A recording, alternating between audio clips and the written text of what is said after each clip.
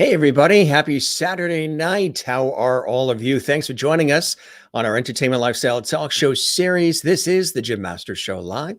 I am your host, Jim Masters, and we hope you're having a good day. Wherever you're watching around the world, we have an international audience of viewers who call themselves the Jim Masters Show Live Lovities. And that's because in the summertime, I was saying the show is about inspiration and positivity, good vibes with great entertainment and so much more.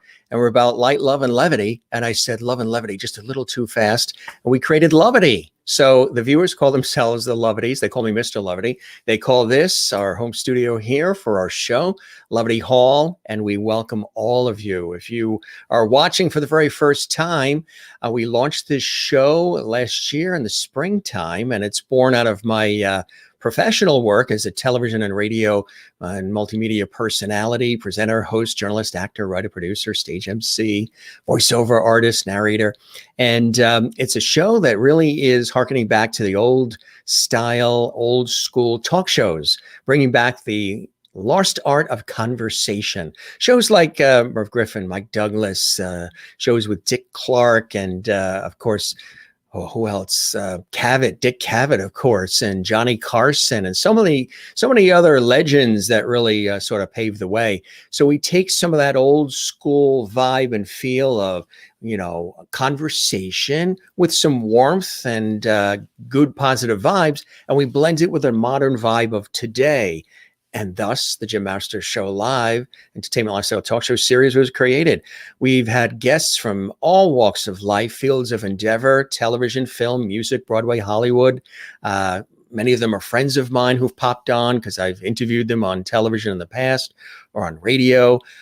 As well, we've had guests come in from health and wellness and science and culinary arts, comedy, sports, inspiration, authors, you name it. And internationally as well, we have guests that literally come from all over the world who join us here for some good conversation, entertainment, and more on the show. So for those of you watching for the first time, we welcome you, and we would love it if you subscribe to our YouTube channel. That helps the channel, also helps us to continue presenting every episode we have, which we do live daily at 7 p.m. Eastern, 4 p.m. Pacific on our YouTube channel at Jim Masters TV. Sometimes we also do it on the Facebook page, Jim Masters TV as well. But we welcome everybody watching this Saturday night live. If you are watching this later when it's archived, we welcome you too. It doesn't matter what time you watch the show, just as long as you are entertained and you enjoy the shows that we present here on the Jim Masters Show Live series. And with that, it is Saturday, so we toast you and you and you and you, and we welcome all of you to our experience called the Jim Masters Show Live. Very, very nice. We do have one of our cast of characters that's always with us, and we have several of them behind me there. Gilligan and Silver, the lab I got on a TV shoot in Switzerland, and Jimmy's back there too, that clown. But of course, George Burns is here watching as well. And George Burns loves to be my sidekick. He's sort of like my Ed McMahon. Everybody loves George, the viewers, the guests. So George is here, and George greets you as well. And he says hello to you, and he hopes you're having a good day. And if you're not, we're going to put smiles on your face. And because we're going to put a smile on your face because we've got an amazing guest joining us. Nikenje is here, and she is an extraordinary Broadway star, singer, actress, producer extraordinaire. She's been involved in so many incredible productions, of course, starring in Motown, the musical on Broadway. We're going to talk a little bit about Dangerous as well. And she has an announcement about some really cool projects that she's working on as well. I'm going to welcome her to the show in just a second. She's also going to perform live for us as well. That's right. Saturday night music, entertainment, inspiring conversation, and more here on the Jim Masters Show Live. We welcome everybody watching. Let's take a look at, we have a very interactive show here, viewer-centric. So we welcome everybody. Hello, lovely family. It's good to see you watching. Willie in Holland, the Netherlands. She's with us all the time. In Florida, in St. Augustine. Good evening, Mr. Lovity, and good evening, Lovelies, from Linda Odell in Florida. Nice to see you. Thanks for tuning in. Also in Cleveland, Ohio, Kathy Short is with us. Kathy, good to see you. Good evening, Lovity family. Nice to see you all tonight. Again, Lovity has become a coined phrase, a coined word with the Jim Master Show Live, and we love levity. Hello, Jim, and all the lovely levities. Hope you are having a great Saturday. We are. Juanita is one of our levities watching in South Africa. She watches all the time, even though it's like way into the late hours of the evening, if not tomorrow almost, or already in South Africa. And we welcome you, of course, as well in Iowa. Gary's here. Hi, Jim and Levities from Gary watching as well. And Jennifer Barry watching in Allentown, Pennsylvania. Jen is Zen. We love it when you are watching and you're watching in bed under the warm comforter. It's cold out there, isn't it? I think being under a warm comforter on a Saturday night sounds kind of nice. Love your shirt, Mr. Levity. Thank you very much. I appreciate it. Merlin is watching from Canada. Hi, Jim and my fellow Levities. Good to see you as well, Merlin. Nice to have you here. Welcome. And feel free to post. If you're watching for the first time, you don't have to post a comment to watch and enjoy our shows, but some of our regular Levity viewers like to be interactive and post. So you're welcome to do that as well. And Michael Colby, Kenji and I were just talking about you, Michael. I was saying you have involvement in so many projects and so many incredible things. Michael, of course, was a wonderful guest on our show. He's a great friend of the Jim Master Show Live and of mine. And we're very happy that he's tuning in tonight. Everyone prepare for one of Broadway's greatest new talents, that is Kenji. Thanks, Michael. Great to have you here. Welcome to Kenji to Levity Hall. You are now a Levity. I already told her about the whole Levity thing, and she loves it. She says, bring it on.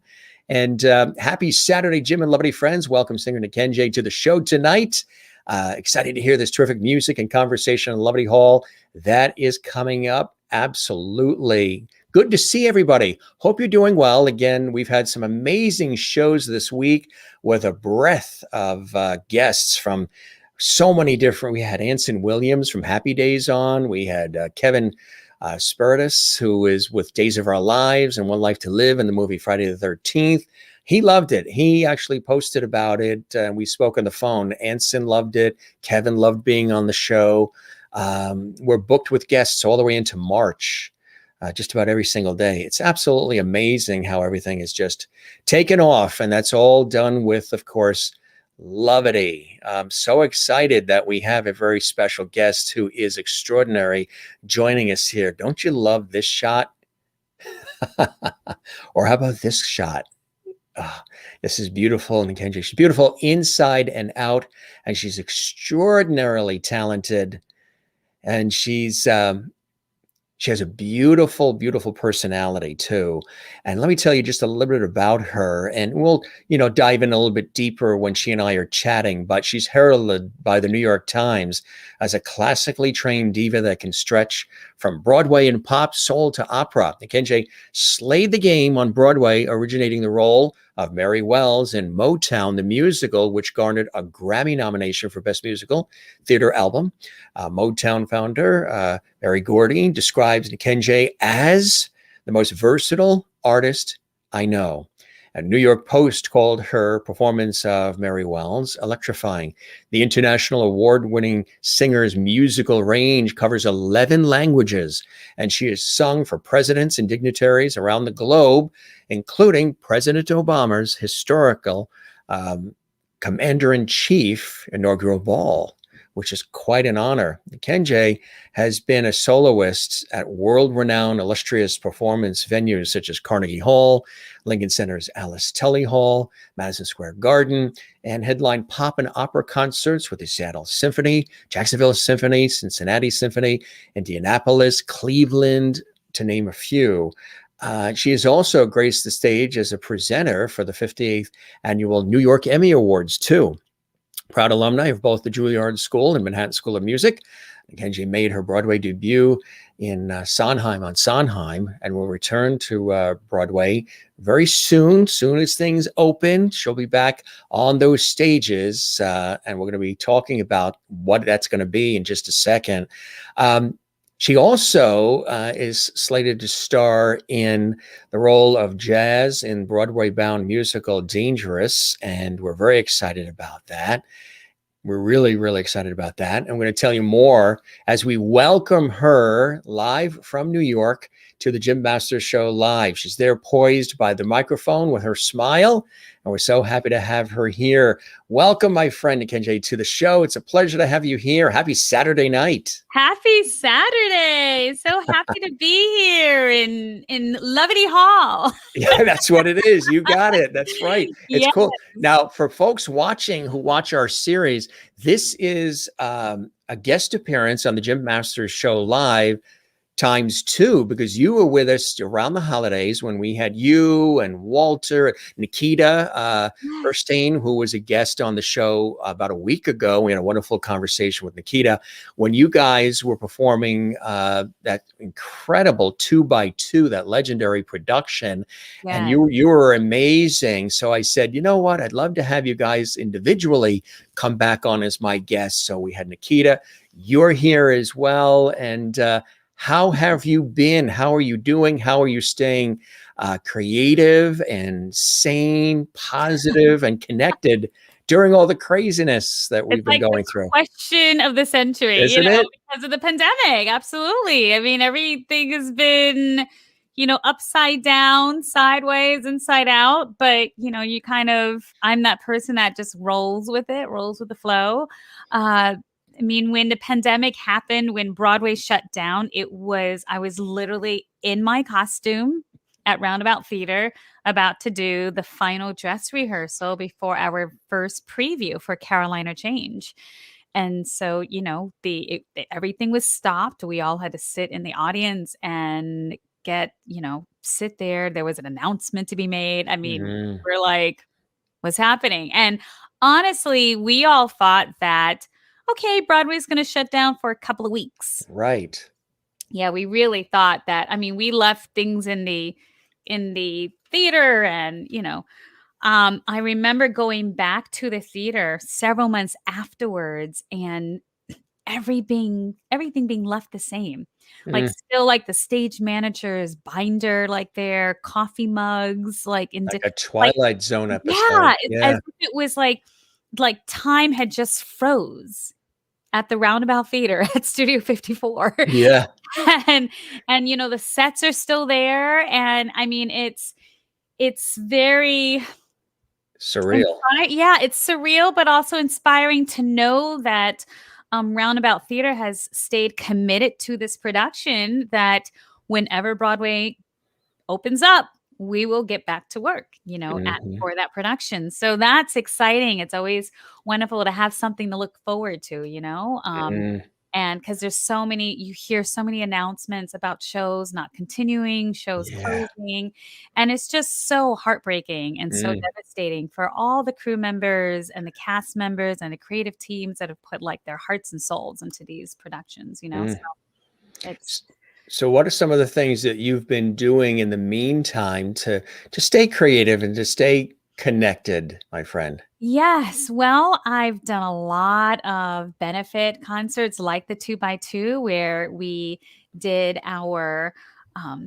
this. I think it took us about three to 4 days to record everything, and then that was a lot. That was a big project. Because we're doing a full musical. Like, it's not like normally you're asked to sing like a song or two, and you're like, yeah, sure, no problem. It's the first time someone said we're going to do a musical. I was like, a musical? Wow, okay.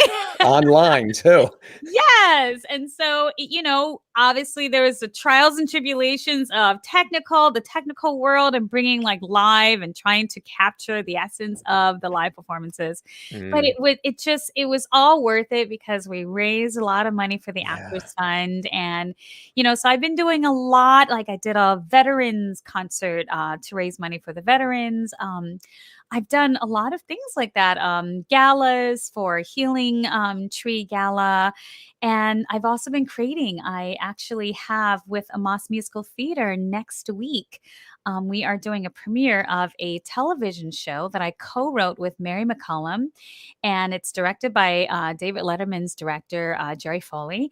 And we have Donna Trinkoff, who artistic director of Amos, and does lots of development and has been always very supportive of my projects, for my Dorothy Dandridge and now this. And so this is the first time Amos has ever done a reading of a television show. Mm, So that was very exciting to be able to take out, normally when you do a reading of something, you have a narrator who's like reading the stage directions and all of that. And so with mhm. this, we did do that on Zoom when we recorded it, but then we had to take out all the narration and slide in like little mini videos of me picking up the telephone or me looking around or me checking the computer, or so things that would show you the action of what's happening without someone telling you, because it is Zoom, it's not television, we're not, Right. so we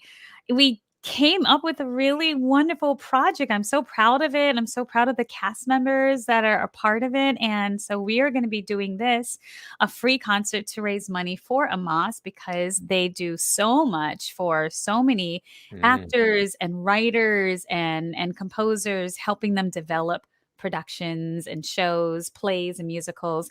And so this is to help raise money for Amos. And so we do a Q&A after our very first performance, which is on Wednesday, February 3rd at 7 p.m. Eastern Standard Time. And then it will continue to be available on demand up until February 6th. very nice. So that's exciting, huh? You're all excited? I'm Stoked? super excited and nervous, like, Yeah. because like it's one of the first pieces, I've done a lot of, I've created my own like one woman shows and things like that, but this is like and I've been writing this TV show for a while with my co-writer, but it's the first time that like a piece of mine, that I've written is actually being displayed for public viewing. Right, So exactly.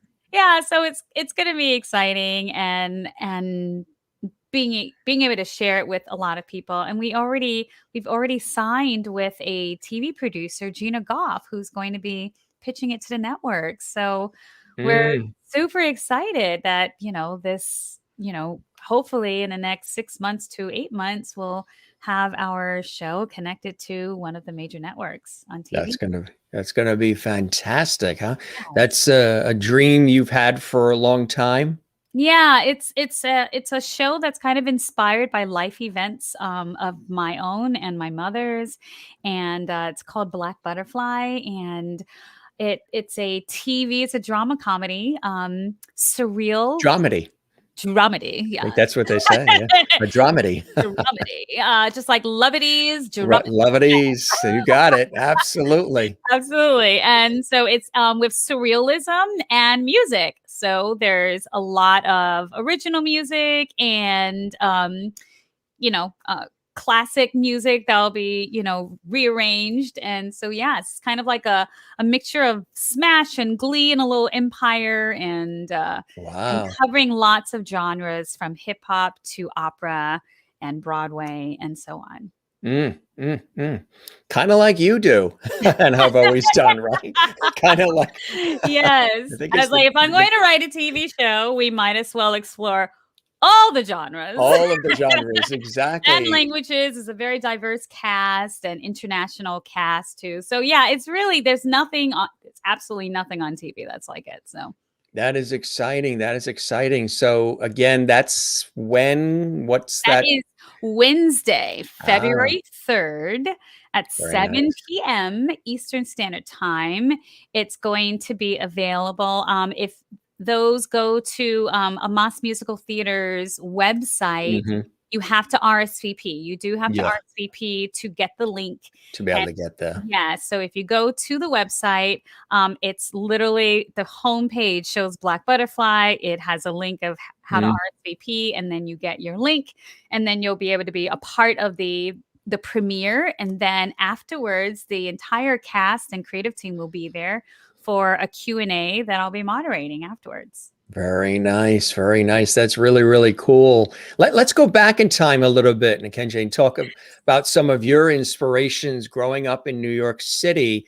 When you were a little girl doing your thing, were you always sort of an entertainer? Were you always singing and performing? And what was the sources of inspiration for you early on in your life in New York? Well, I grew up in the Bronx and Brooklyn and Manhattan. As a young child, I had so much energy. I was bouncing off the walls. My parents were told by the doctor that they needed to give me some pills to Hmm. calm me down, right? Yeah, right. I'm talking to you like this, but I'm like, "Oh, wait, there's a microphone." I should probably talk into the microphone. But Hello? we hear you. You have a booming voice. We hear you. You're fine. The mic is Nice. for my singing, but I should be talking into it as well. But yes, and so of course the doctor was like, well, maybe, she's very energetic, I can give Mhm. you a prescription to kind of calm her down. And of course, my parents were like, absolutely not. We have no intention on drugging our child. And with that said, they started putting me in dance and music classes. I started taking piano lessons at, I think, age 4, and dance classes at age 4 and 5, tap and ballet. And by the time I was 10 years old, I was going to PS 95 in the Bronx, and I was playing the piano for our 5th grade class auditions. And my teacher overheard me singing one of the songs, which was Poor Sweet Baby from Snoopy. And she cast me as Patty. And at 10 years old, I got to sing Poor Sweet Baby on top of a grand piano in our big auditorium. And I got a standing ovation. And that Wow. standing ovation, I was like, Mm. You've gotta be like, you kinda when like, you're 10 yeah, years old, you kinda like, like that. Yeah, I yeah, kinda like this. Yeah, I was yeah. like, "This is cool." I mean, I had never really been to many shows before, so I just didn't understand this concept, but what I did understand was that feeling that was inside me when that happened, the feeling that was inside me when I was on stage performing, that Mhm. feeling of, like, Mm. fulfillment, that just full. I felt full. I Yeah. felt, Yeah, invigorated. I felt, yeah.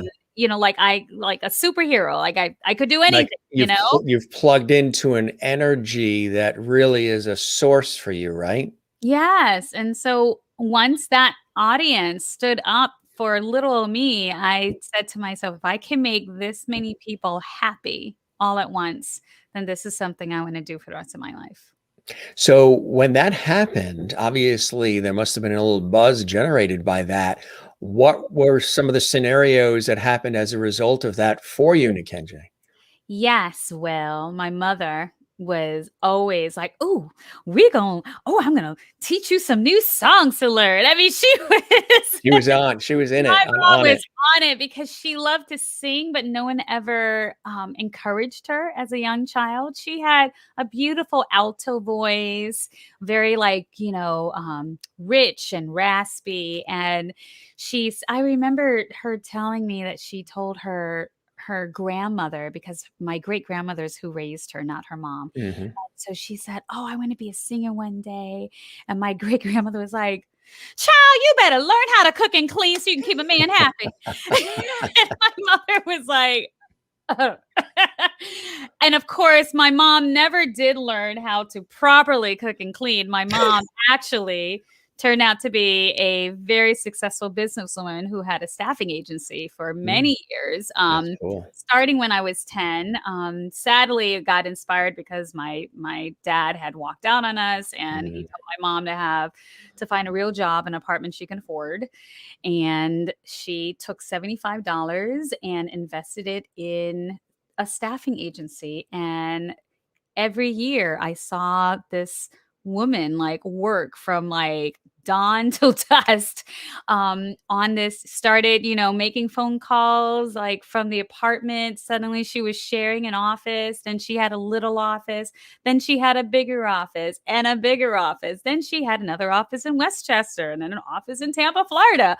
Honey, my mom was the bomb, okay? So mm. that is who I had as my mentor, She's and she she was just made her mark, she huh? made her mark, never went to business school. She was just like followed her passion. And so with that, she always encouraged me to follow my passion, and went to Harlem School of the Arts was like the first school that I kind of started taking lessons, and I wanted to learn how to do all the riffs, like Whitney Houston and Mariah Carey. And my teacher heard me sing and saw the potential for classical music, which I was never really exposed to outside of learning how to, ballet classes when I was a kid.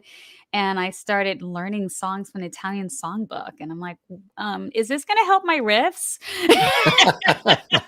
Because it really is those riffs that I want to master. I want to really, master the riffs. These are like coloratura passages, not quite the same.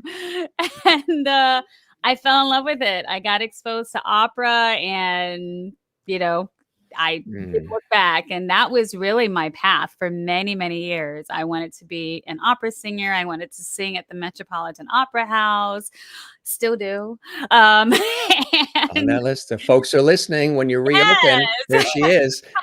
Yes. And then when I was in college, I went to undergrad got my undergrad at Manhattan School of Music, got my master's degree at the Juilliard School. And then in between those summers, while I was studying, I would go to Europe to sing in Italy. I'd go to Vienna. I'd do these big international competitions in Barcelona and everywhere. So I got a chance through college. Like, I stayed at home in going to school. So I never really had that college experience. So my college experience was going to Europe. Not bad. Not bad. Yeah. And just being exposed to all those cultures and languages. And it was just, I was addicted.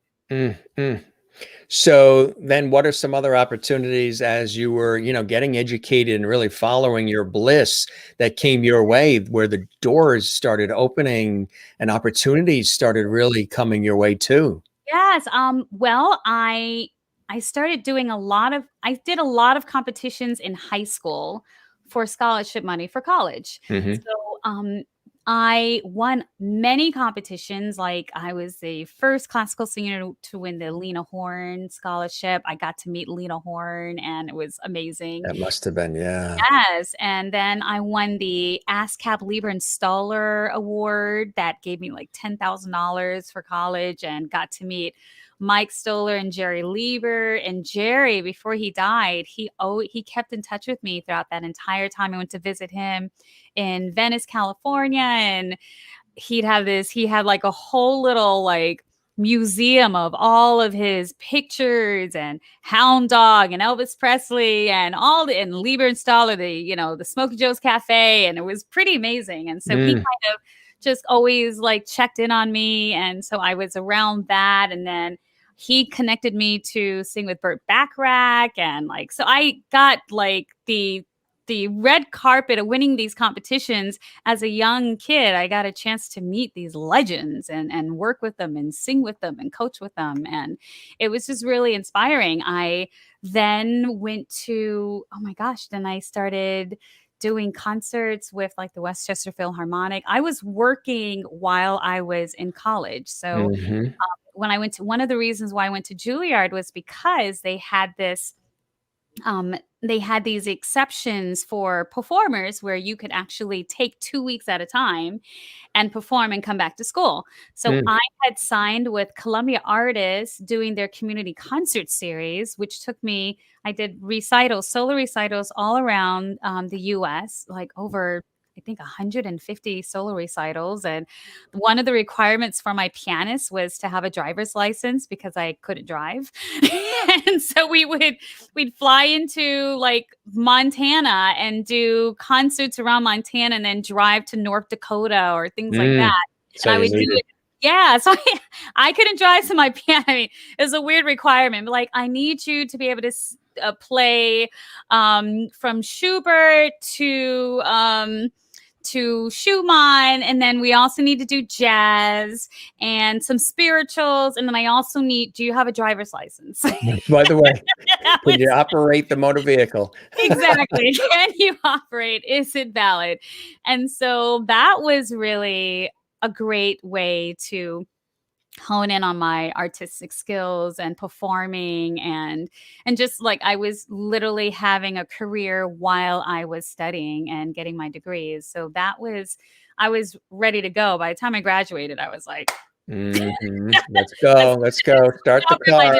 you start know. the car because I can drive it. Sadly, I did not get my license until like Mm, almost 10 years later. But really? Yeah. yeah, I grew up in New York. Who needs Right. to? You didn't need. Hey, you know who's watching too? One of our great guests that was on in December, Dawn Duro. And she's Yes, watching. I And just she saw goes, it in Italy. Italy, memories forever. My roomie. Well, Dawn and I, we were roommates at a opera estate. It was a summer program, and she was the lead in The Merry Widow, and I was the lead in Così fan tutte. And so Mm, the two of us were roomies, and we were exploring all of Rome. You know, like when you're young, like, oh, look at the Italians. nice. Be Yeah. like, ah, bene, bene. Oh, come stai? Oh, yeah. Yeah. We were living our lives. We were living our lives. You were living it. And we've been friends ever since. We've been friends Mhm. ever since those You know, times. you know who's watching as well is Bobby Horowitz is here. Our dear friend Bobby. Yeah. Bobby. Yeah. Another legend. She was on the show about a month or so ago as well, and we had a great time. The Lovedies are all welcoming. You, Karen is here. Nova Scotia, she's welcoming you as Nova well. And Scotia. Nova Scotia, she loves when we say that. Dawn goes, ha ha. So you, like you said, you were ready. Start the car. Let's go. So Whoa. then, what from that point on became a big break for you from that point on when you returned to New York and here we go. Let's start rolling. Wow. Well, as soon as yeah, that was a big break doing those concert tours. I got a chance to get reviews all over the country that just added to my CV, and then when I graduated from Juilliard, I literally went straight into singing in The Mother of Us All at New York City Opera. And then I was a young artist with Virginia Opera, which then led to me singing the role of Musetta in La Boheme. And then I went to Seattle to sing Despina and Così fan tutte. And then I auditioned for Three Mo Divas. And all this time, mind you, that I was singing opera and being able to explore these different countries and sing in their native language, I always was torn because I love to sing the pop and the Broadway and the jazz. And of course, my teacher, who was an amazing teacher at the time and still is, Edith Burse, who was my teacher at Manhattan as well as Juilliard. Juilliard and Manhattan School of Music shares a lot of teachers. Yes. So, yes. So, one's going from one school to the other. And so I remember when I first started taking lessons, because when I was 17 at Manhattan School of Music, she could always tell if I was singing pop, because she could hear it because was just learning that, developing my technique. And so she said, you cannot do anything else. You have to focus on the classical. And once you've developed your technique, then you can do whatever you want. But until then, you have to just stop. And I was like, Mhm. what do you mean stop? Like, yeah, oh, of course not. Of course.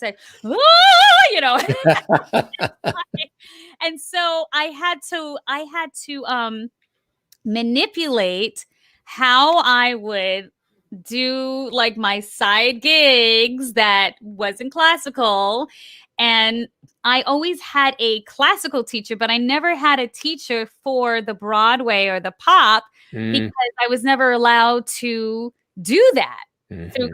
college, through school. Like, you only have one vocal teacher. So one Right. vocal teacher through that entire time is training me classically. And so I had to figure out the belting and the stylizing of just by listening to other artists and figuring out myself.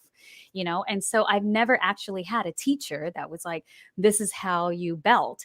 And Mm, so then I figured it out. And because I did pop music before I went into classical, so it was the sensation going back and forth wasn't a big deal for me. And I remember after I graduated from college and I was taking lessons with Trish McCaffrey, who was, a teacher in Israel that I studied with, and she also coached a lot of the Met singers. And she was like, "I'm just curious. Can you sing, like, just belt a song for me?" Like, just I'm just curious out of, I just want to hear. And then I sang, I think, "Be a Lion" from The Wiz, and she was like, she almost threw something at me. She was like, "What are you singing opera for?" It's like, "You need to go to Broadway." I was like, "Oh, okay. I still want to do opera." But Exactly. yeah. But I'll do that too. I'll do that too. And so Three Divas came along and hired me. And that was the first production I got to do that allowed me to do everything on one stage. Like, it was the premises of Three Divas were opera singers that sang in 8 styles of music. And so that is what kind of gave me that transition from the opera to the Broadway. And then because of that show, I got signed to a Broadway agent. And then I started doing Broadway auditions and getting too busy to do opera auditions. Because, and so my classical agent wasn't very happy. "What do you mean you can't do this audition?" I'm like, "Well, but I'm doing this show." And so it was very difficult to keep the balance of both, Right. like, because when you do operas, you're gone for several months at a time. And at the time I was doing auditions for regional theaters where, you're in, like, you do rehearsals for 2 weeks, you do a show in 2 weeks, for a month, you're done, right? Opera Right. is much more like, 3 to 4 months. And so Yeah. yeah, there was definitely that, trying to, straddle the fence a little too much, but I still enjoy both of it. And Three Divas allowed me to be able to incorporate both of them. And at that time, that was like my aha moment of saying, I don't have to choose. I should be able to do both. And so when I do a lot of orchestral concerts, I incorporate the opera and the pop and the Broadway. And it's pretty remarkable to hear these amazing musicians who are normally doing, Mozart Requiem, and Yeah. they're like grooving to Donna Summer. And then we'll switch to a Carmen piece, or we'll switch Right. so yeah, or Messiah. So On a it's dime. Yeah. it's great. That's so cool. That's so cool. I mentioned 11 languages too, huh? Yes.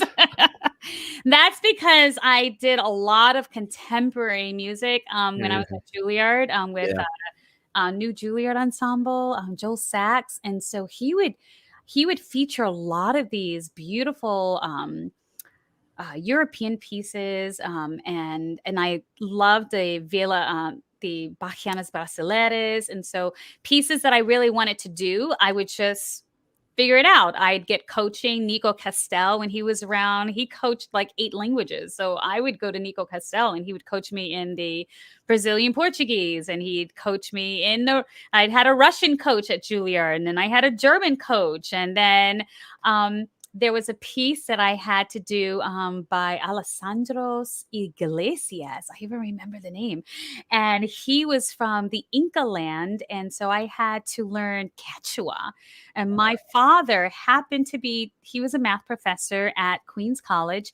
And he happened to have a student whose parents was from that part of Peru and coached me in Quechua. Wow. So I add Quechua to, and I'm like, Wiracocha, Nikitaban, Pai Karukachu. I still remember, like, I love that. Quechua. So it's one of my languages that I sing in. Yes. Bobby says, this is so interesting, Nikenje. You and Don Duro in one room must have been more than amazing and wonderful. You both put huge smiles on my face. Oh, yes, Bobby. Yes. That you both could do pop, and the opera is so uplifting. Yeah.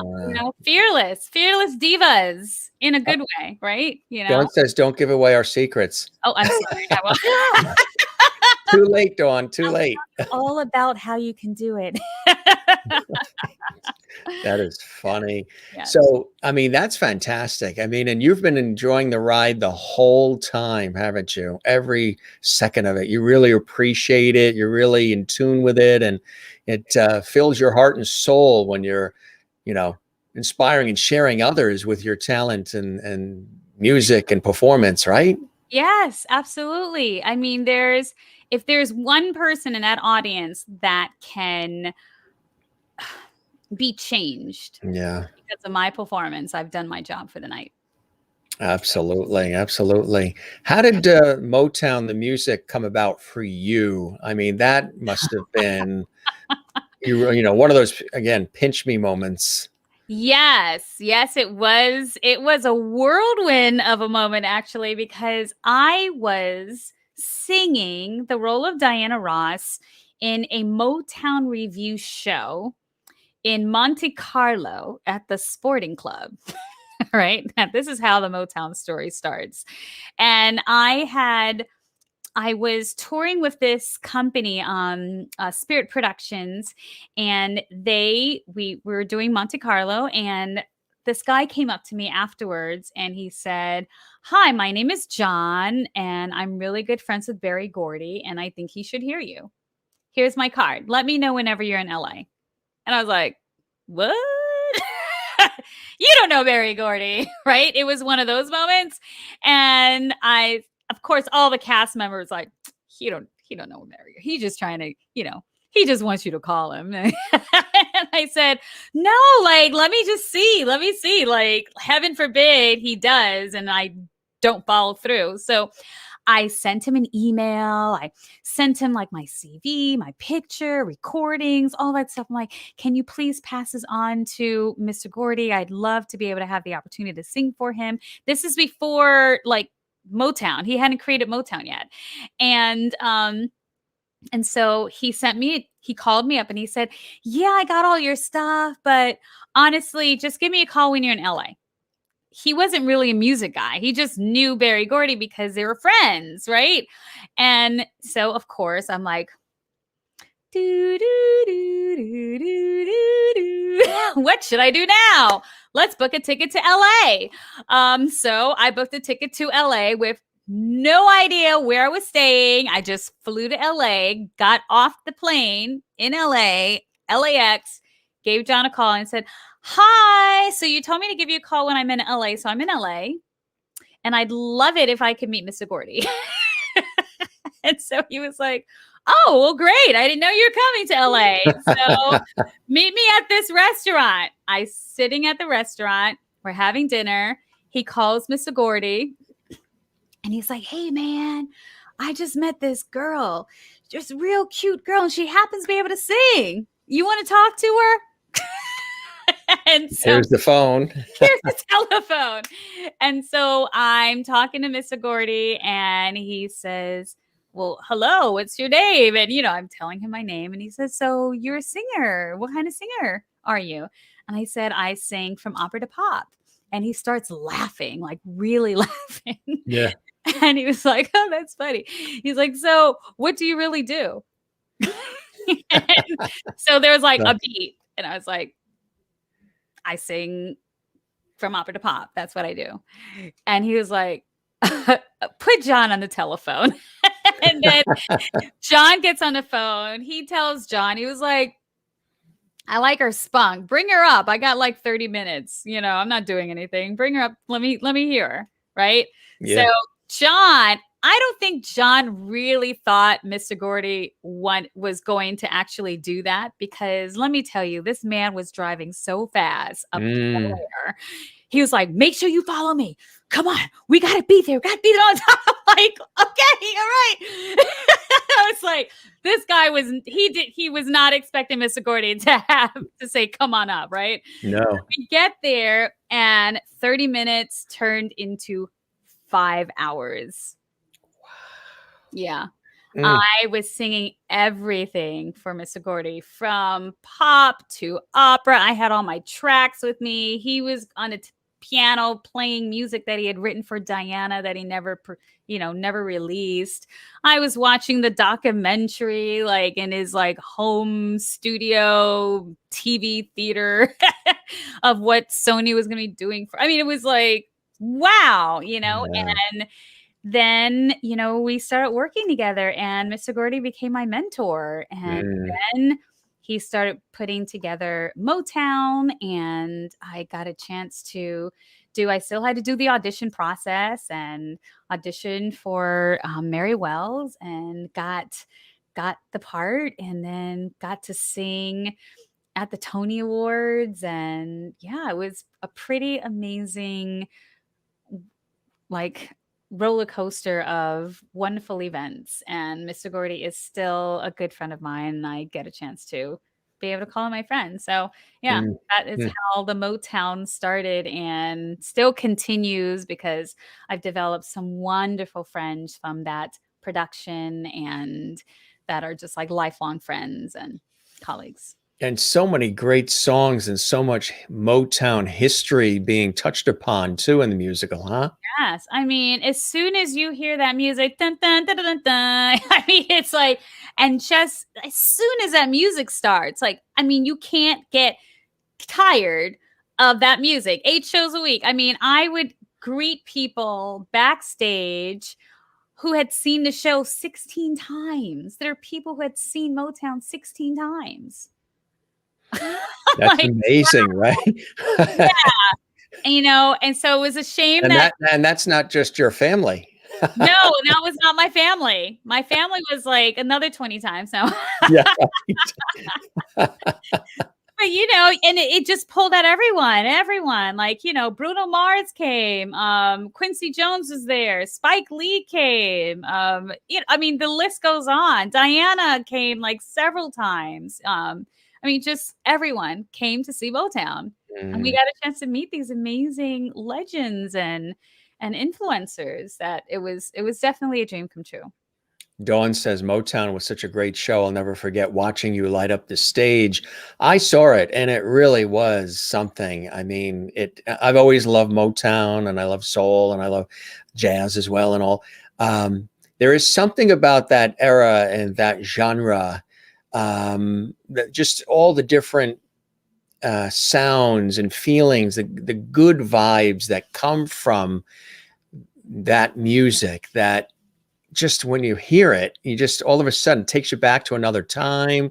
another place. All of your worries sort of fade away, for at least during the time that you're, enjoying a particular tune. Did it Mhm. do that for you as well? Were you getting in touch with the legend of all that music that came out of, Detroit? Oh my God, yes, absolutely. Because even when we workshopped this show for about 3 years before it came to Broadway, we never did an out of towner production. Mr. Gordy we did lots of labs. We all went to the Hitsville Museum in Detroit, as so it's like we really got a chance to, and then hearing stories that like weren't even in the show, that stories of these artists that like really was, that affected, like, this music changed the world. Yes. Motown music changed the world, and how people viewed artists, and people had babies to Motown. People had, I mean, Right. yeah, so it reaches so many people, and then of course it's still relevant. All that music is still relevant. Like, all of Motown music is just, I call it just timeless music. You can listen to it. My daughter will be listening to Motown music. Her kids will be listening to it. So yeah. Yeah, that's fantastic. That's fantastic. And speaking of that, yes, you are a mom, and of course, I know your family is with all of these wonderful accomplishments, and these wonderful things you're involved in, and taking the stage by storm, and all of this. Nothing really tops family, right? Family is really where it's at. Yeah. Aww. That's my baby girl and my husband. Yes. Yes. That's Jazara. And Motown, I got pregnant in Motown. I took a maternity leave from Motown. Wow. I That's right. really did have a baby to Motown music. That's a beautiful shot of you. You really did. So you did your research for that part. Yeah, she really is a Motown baby. She is. That's as authentic a story as you could possibly get. Yeah. I That's I a beautiful shot of you guys. Thank you. Beautiful. Yeah, I took a maternity leave and I came back after my daughter was 2 months old. Aw. Mm. Now that's the Dorothy. Tell us about that. That's exciting too. There she is. There's your daughter too. But Yes, that is, matching dresses. yes. And the poster behind you of great significance too, right? Yes, yes, yes. That is a show that I've been developing for um, a couple of years now, actually. I had this concept of creating a musical based on the life and music of Dorothy Dandridge. Oh my gosh. I mean, this had to be the initial idea was back in 2014 or 15, I Mhm. think, And actually. that seems, before COVID and all, that seems like so long ago, doesn't I it? know it It's was. really not that long ago, but it seems anything BC. I say, we used to say BC before Christ. Now it's BC before COVID. Yeah. Oh my God. It Yes, feels like absolutely. That's years brilliant. ago. That's brilliant.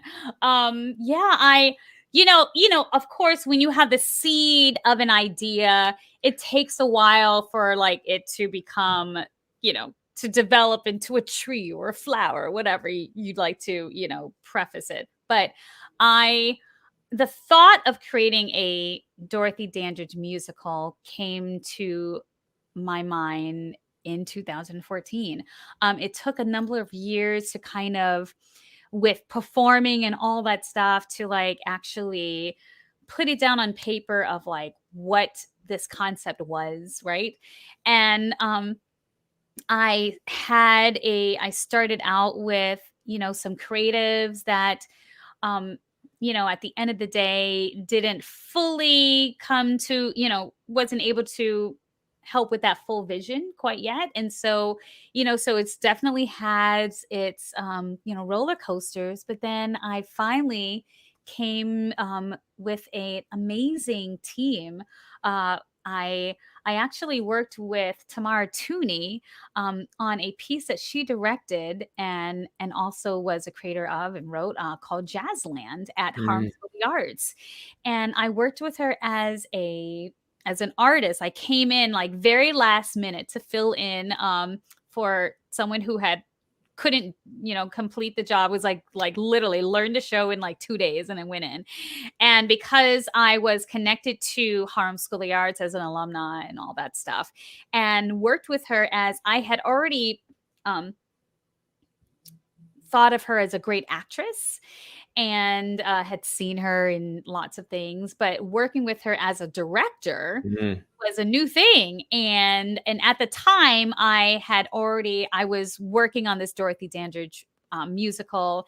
And when I worked with her as a director, I was like, oh my God, I found my director. Tamara Tierney has to be my director. So, I put together a meeting and let her know, gave her, what I was doing and how I couldn't imagine anyone but her directing a musical of Dorothy Dandridge. And of course, she graciously accepted. And then Shelton Becton is a composer that actually I've worked with him as a coach in the past, and I've seen his amazing arrangements and conducting on Broadway. And he's been in, Color Purple, Shuffle Along, Carmen Jones, you name it. He's like, like Broadway royalty. mhm. But he's also an amazing composer. And originally I had wanted Shelton to come on board as an arranger of music. And then Tamara and I heard his music and we're like, oh my God, well, he has to write the music to the show. Like we can't. It's got to And happen. Yeah. have to have Shelton write the music. And then Trey Ellis, who has been, he had a great relationship with Tamara Tooney, and we were vetting book writers for the show. And Trey Ellis just blew us all away when we sat down and interviewed him. And he like came to the table with so much knowledge of this legendary woman, and the chemistry was there. And Trey and Shelton have never worked together. Like they respected each other as artists, but they didn't know each other. We put Trey and Shelton together as a writing team, and it was magic. And so now we have this amazing um, piece of art, as I'd like to call it, honoring this great woman. And we are working to bringing it to Broadway. And so when the pandemic ends and theater opens, we have lots of interest from places that want to do the workshopping of it. And so, yeah, we literally just last week have been reading through the music and working through the script. And yeah, it was wonderful, really, really wonderful. So this has been like a passion project of mine. And when I say Yeah. passion project, meaning not like passion, like, just for myself, but like, like A little of that, but the rest is yeah, everybody else can join in. I mean, I call it my baby. It really is my baby because I've put so many years of developing this. Blood, sweat, and tears, and Yeah, sweat and tears, and and pitch. I flew to London to pitch it to some theaters there, and like literally just like working nonstop as not just an artist and a conceiver of this project, but also as a producer of this project. So it definitely is something that I'm very, very proud of. That is exciting. Congratulations on that. Congratulations on that. You mentioned, the authenticity with getting pregnant while involved with Motown. We actually have you doing Anything Goes, or at least from Anything Goes, while you are, I think, what, 8 Hello, months Gabriel pregnant? Blow. Yes. And 8 months pregnant, I believe, right? 8 months pregnant. Listen, I didn't stop. You notice, folks, there's a theme here. I didn't stop. I mean, Valentine's Day is coming. yes. I had to leave Motown because obviously, Mary Wells was not pregnant during that time. So I did leave Motown, to take a maternity leave, but I was still doing concerts with like symphonies and stuff, when they would have me in my tummy. And I was performing up until 8 months. The 9th month, I was forced to by the husband, I'm going to need you to rest now. Let's have a healthy baby. Okay, honey, I'll rest for the 9th month. Fine. So Well, yeah, we have you doing that song at 8 months pregnant, which is amazing. That is quite a feat unto itself. and you literally knock it out of the park, my friend. So we're going to share that with our audience. And those just joining us right now in the 8 o'clock hour, I'm Jim Masters, your host. We are live worldwide. This is the Jim Masters Show Live Entertainment Lifestyle Talk Show Series. My very special guest and dear friend, Kenji, Broadway star, singer, actress, producer extraordinaire, has done much, is doing much, and has lots on the plate for all of your wonderful viewing and entertaining pleasure. And here is a wonderful clip. Now, again, 8 months pregnant, up on stage, knocking it out of the park. As we continue the baby theme here on the show with levity. That's real levity. yes. That is absolute levity. Here we go. Blow, Gabriel Blow. Enjoy, and we'll be back. In 1950, Stritch starred in a stock production of Cole Porter's Anything Goes and sang this rousing number performed tonight by Nkenji.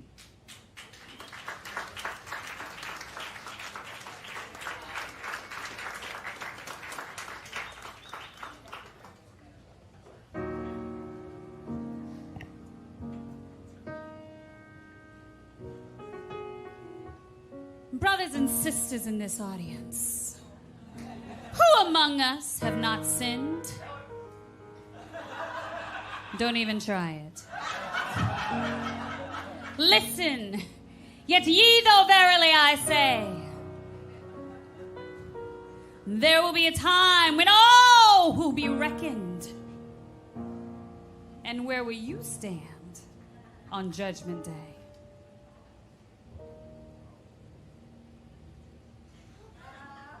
Maybe.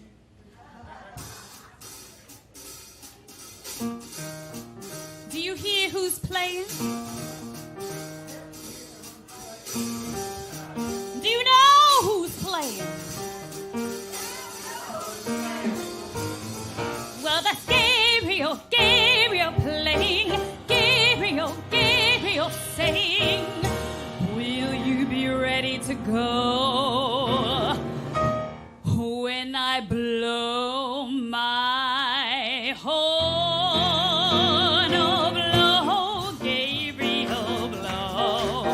Come on and blow, Gabriel, blow. I've been a sinner, I've been a scam, but now I'm ready to trim my land. So blow, Gabriel, blow. Oh, I was low, Gabriel, low. My low, Gabriel, low. But now that I have seen the light, I'm good by day, I'm a good by night. So blow, Gabriel, blow. Once I was headed for hell. Once I was headed for hell. But then I went to Satan's door. I heard you playing on the horn once more, and I said, Satan, farewell. And now I'm all ready to fly. Yes, to fly high and higher. And I've gone through the brimstone, and I've been through the fire. And I purged my soul and my heart too, to climb up the mountaintop and start to blow, Gabriel, blow. Come on and blow, Gabriel, blow. I want to be in a happy band and play all day to the promised land. So blow, Gabriel, blow. Get up, you sinners, get up, you scamps. You're all too full of expensive dinners. Get up on your lazy feet and sing. Woo! Gabriel! Gabriel! I want to play the happy band and play all day to the promised land of blow. Blow! Blow! Gabriel! Blow!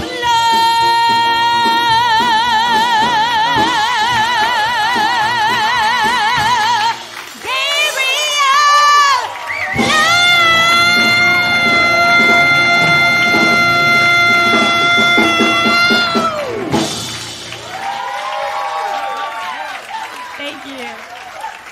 Ladies and gentlemen, and Kenji.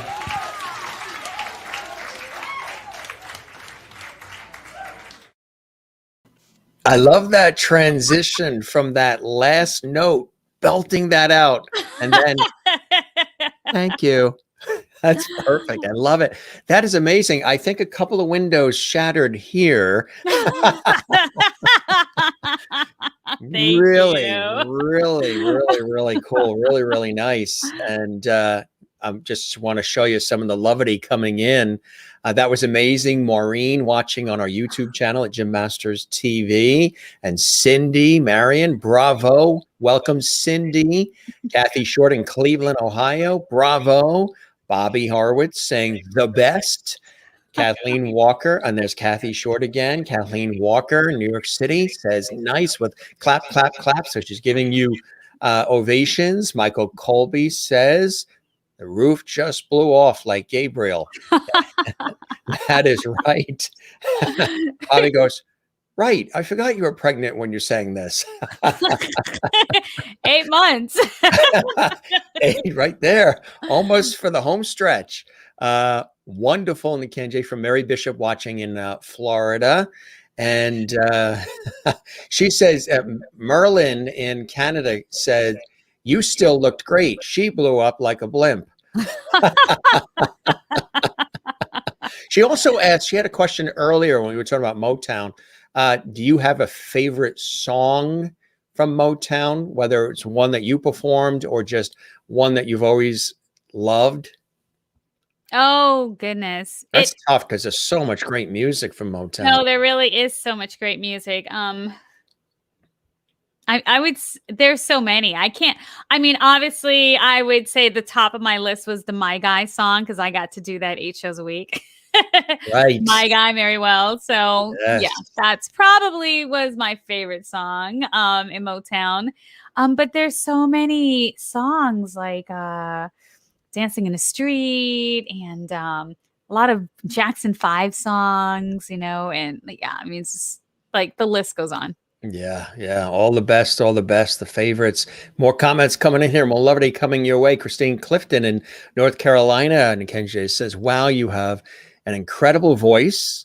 And you're Thank going to hear it you. live too. She's got some great things to share live. We've got another video as well. Love the sound of your voice. Linda Odell watching in St. Augustine, Florida. In Allentown, Pennsylvania. Jennifer Barry. Jennifer is Zen. Good magical, she says. In Aw. South Africa, Juanita watching late into the hour. Fantastic with standing Wow. ovation. Wow and awesome from Merlin in Ontario, Canada. Watching Wow. live. And Dawn Duro, that was so great with smiles. We all miss the Metropolitan Room too. I emceed a couple of events there, and that was a terrific, terrific place. Yeah. Maureen says that was amazing. I like that. I Thank like you. that. Really, really nice to get the feedback too. We have another video that we want to show that goes back just a little bit in our vault here. Now, this one, you can tell us a little bit about this one. This one here, I love this one. I'll see if I can call it up. This is where you're singing Ella Fitzgerald. Is this the Riding High? You want to see it, and then we'll chat. Want to be surprised? We're going to stump the guest live on the show. I sent you a lot of videos. Yeah. I was like, wait, which Ella Fitzgerald? Which one is this one? Here we go. This Okay. is whatever it is, you always knock it out of the park. So here we go. Enjoy, everybody, and keep posting away. Those of you watching on our YouTube channel, we would love it if you subscribe to the channel as well. Thank you, thank you, thank you, and share the levity. Here is the wonderful Kenji doing a little Ella. Enjoy. Tonight, we are thrilled to welcome back Kenji, star of Motown the Musical and Helen Hayes nominee, for a special solo performance. Musical direction will be provided this evening by Josh Kite. Life's great, life's grand, future all planned. No more clouds in the sky. How am I riding? I'm riding high. Someone I love, mad for my love. So long, Jonah.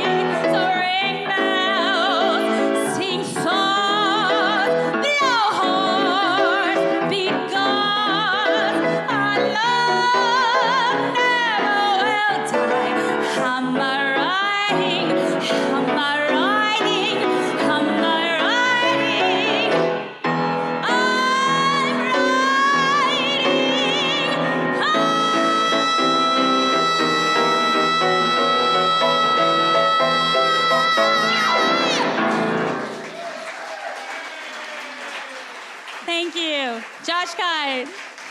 Thank you very much.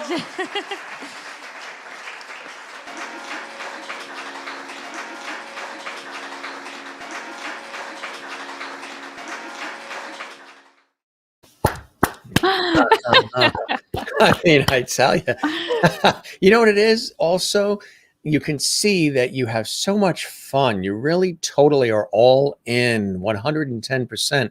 You're fully in and engaged with the material, with the audience, with the scenario, and you're really, really enjoying yourself. A couple people have commented on your smile. What a beautiful smile. But I think what makes the smile so beautiful is the authenticity of the smile. You really are very content and very engaged and very happy. And really living and loving the moment, aren't you? Yes. How can you not? I mean, I get to sing all this beautiful music. So yes, it's and just being in front of an audience. I mean, oh, I miss it so much. I really do. Mm-hmm. Yeah. And that performance was at the Pier Hotel, and they had a Broadway series, and I was doing a solo performance there. And again, of course, so sad they're closed down. And but yeah, it was really, really wonderful to be able to have to be in a space that was so intimate. Just want to show you some more of the levity that's coming in here, my friend. Linda Odell in Florida says, so beautiful. Mary Bishop says, incredible voice. Wow, she's watching in Florida. Kathy in Cleveland, claps and hearts and love it. Wow, wow, oh my, from Bobby Horowitz. Juanita in South Africa says, wow, and all kinds of emojis. Bravo from Merlin in Canada. Kathleen in New York City. Wow. Maureen says, lots of people can perform, but you entertain. Aww. That's beautiful. Thank you. Yes, that is, she does go to level 2. And Bobby says, your talent is true talent. It draws the audience in. And Christine Clifton says, bravo. Loved it. You also want to perform something live for us too, right, Kenji? What would you like to kick things off with on a Saturday night? On a Saturday night with my red sequins. Live on the Jim Masters show. I know. I was like, it's Saturday night. So, we need to dress up. Come on now. George Burns is in the house. Ooh. I mean, Hi, George. So you got the best of the best. Well, since we were just talking about Motown, why don't I do My Guy from Motown, which is what I used to get to do 8 shows a week, and one of my favorite tunes. So I am going to. That's great. That's a good one. Let me set this up. My engineering, yes, everybody's my sound. Let me get in contact with my sound guy. The sound person, which is what your left, which is my left finger. hand that presses the button play. It's a whole new world, isn't it? Yeah, it's a whole new world. We're gonna do sound now. Okay, here we go. Nice.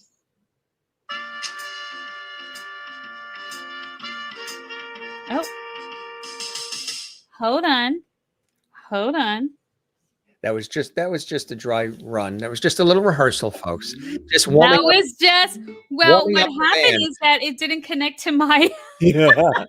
I was like, wait a minute. I do remember my so give me 1 second. No. Oh my God, technical difficulties. It's just the way it is. It's a whole new world now, isn't it? With all the Let me make craziness sure of technology and okay. Yes. Somehow my Bluetooth had disconnected. So we're gonna try this one more time. Yeah, that's right. Good things come to those who wait. Here we Patience go. is a virtue.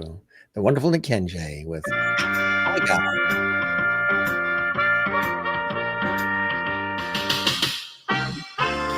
Nothing you could say could tear me away from my guy. Nothing you could do, 'cause I'm stuck like glue to my guy. I gave my guy my word of honor to be faithful, and I'm gonna, you best be believing I won't be deceiving my guy. Nothing you could do could make me untrue to my guy. Nothing you can buy can make me tell a lie to my guy. I'm sticking to my guy like a stamp to a letter, like birds of a feather. We stick together. I'm telling you from the start, I can't be torn apart from my guy. As a matter of opinion, I think he's tops. My opinion is he's the cream of the crop. As a matter of taste, to be exact, he is my ideal. As a matter of fact, no muscle-bound man could take my hand from my guy. No handsome face could ever take the place of my guy. He may not be a movie star, but when it comes to being happy, we always are meant to tell you who could take me away from my guy. Woo!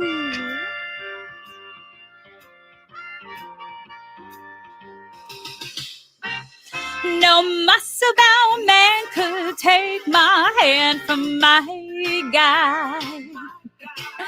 No handsome face could ever take the place of my guy. He may not be a movie star, but when it comes to being happy, we all, there's not a man today who could take me away from my guy. There's not a man today who could take me away from my guy. There's not a man today who could take me away from my guy. Very, very nice.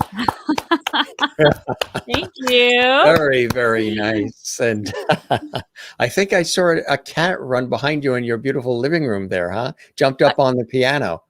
Oh, really? Oh, wow. Oh, my God. It's amazing, huh? That little cat. She's always mischievous. That Tabby is always trying to steal the limelight, right? Juanita says, love it. And Thank Amy Anglin says, beautiful voice. Thanks for watching, Amy. Michael Colby says, my guy, our treat. I agree, Michael. Awesome rendition of my all-time favorite, My Guy. That's Mary Bishop in Florida. And Dawn DeRose saying, love it. Show those muscles, sounding sexy on a Saturday night.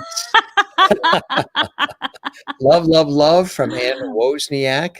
Mona in Louisiana saying, beautiful. She's loving it as well. Love that, love that. Kathleen Walker in New York is saying, awesome. What a wonderful entertainer you are. Merlin's saying, thank you, Nikenji. Wonderfully sang. Loved it.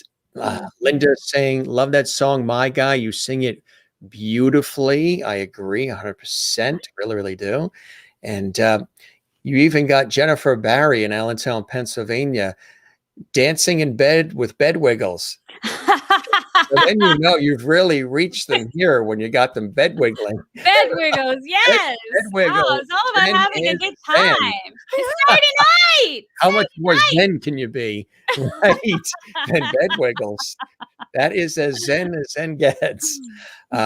Christine in North Carolina is saying, thanks for singing live for us. Gorgeous. You look and sound amazing. You have another song you want to share with us as well, right? Sure. Why not? Are we okay? Well, let's see. Let me pull this up. Yeah. And Juanita is saying, loved it. And Bobby Horowitz saying, love every song you sing. You make them all winners as well. Really, really nice. Well, let's see. We have a few other options. Why don't we do The Way We Were? That sounds good. I'm a big Barbra Streisand fan. I hope we have some Barbra Streisand fans out there. Mm-hmm. And I remember hearing this song for the first time because my mother was a huge fan of Robert Redford. And, and of course, I just remember like sitting in a Bronx one day and she's just like laying across the bed with the TV in front of her. And she's like, There's Bobby. Yes. And of course, Barbara Streisand, I mean, has been a huge, I just love everything she does. And The Way We Were is from this movie that my mom used to watch over and over and over again. Mhm. And I just grew up hearing Barbara singing this. And so when I became a singer, I wanted to do it and kind of put my little stamp on it. So, and it's just a sweet song. So It really this is. is The Way We Were. Let me. Nice. With the Kenyan.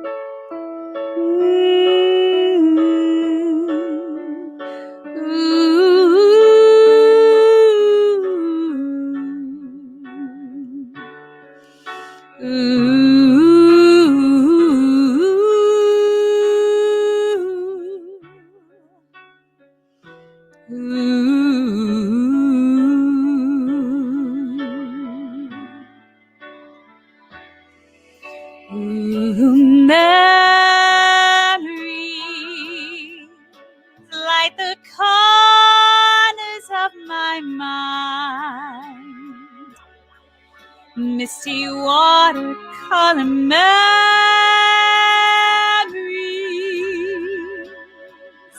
of the way we were.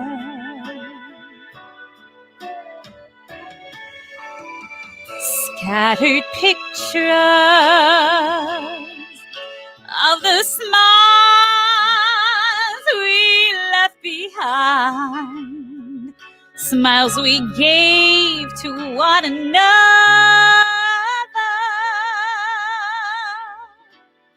of the way we were.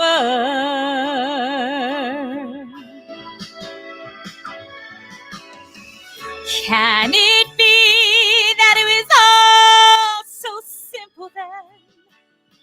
Or has time rewritten every line?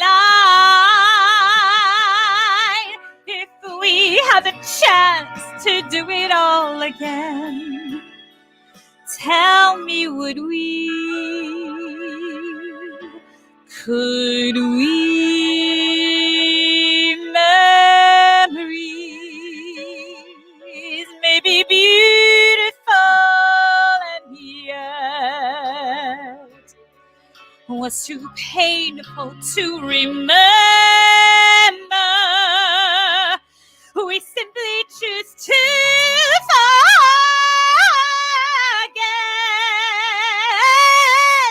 So it's the laughter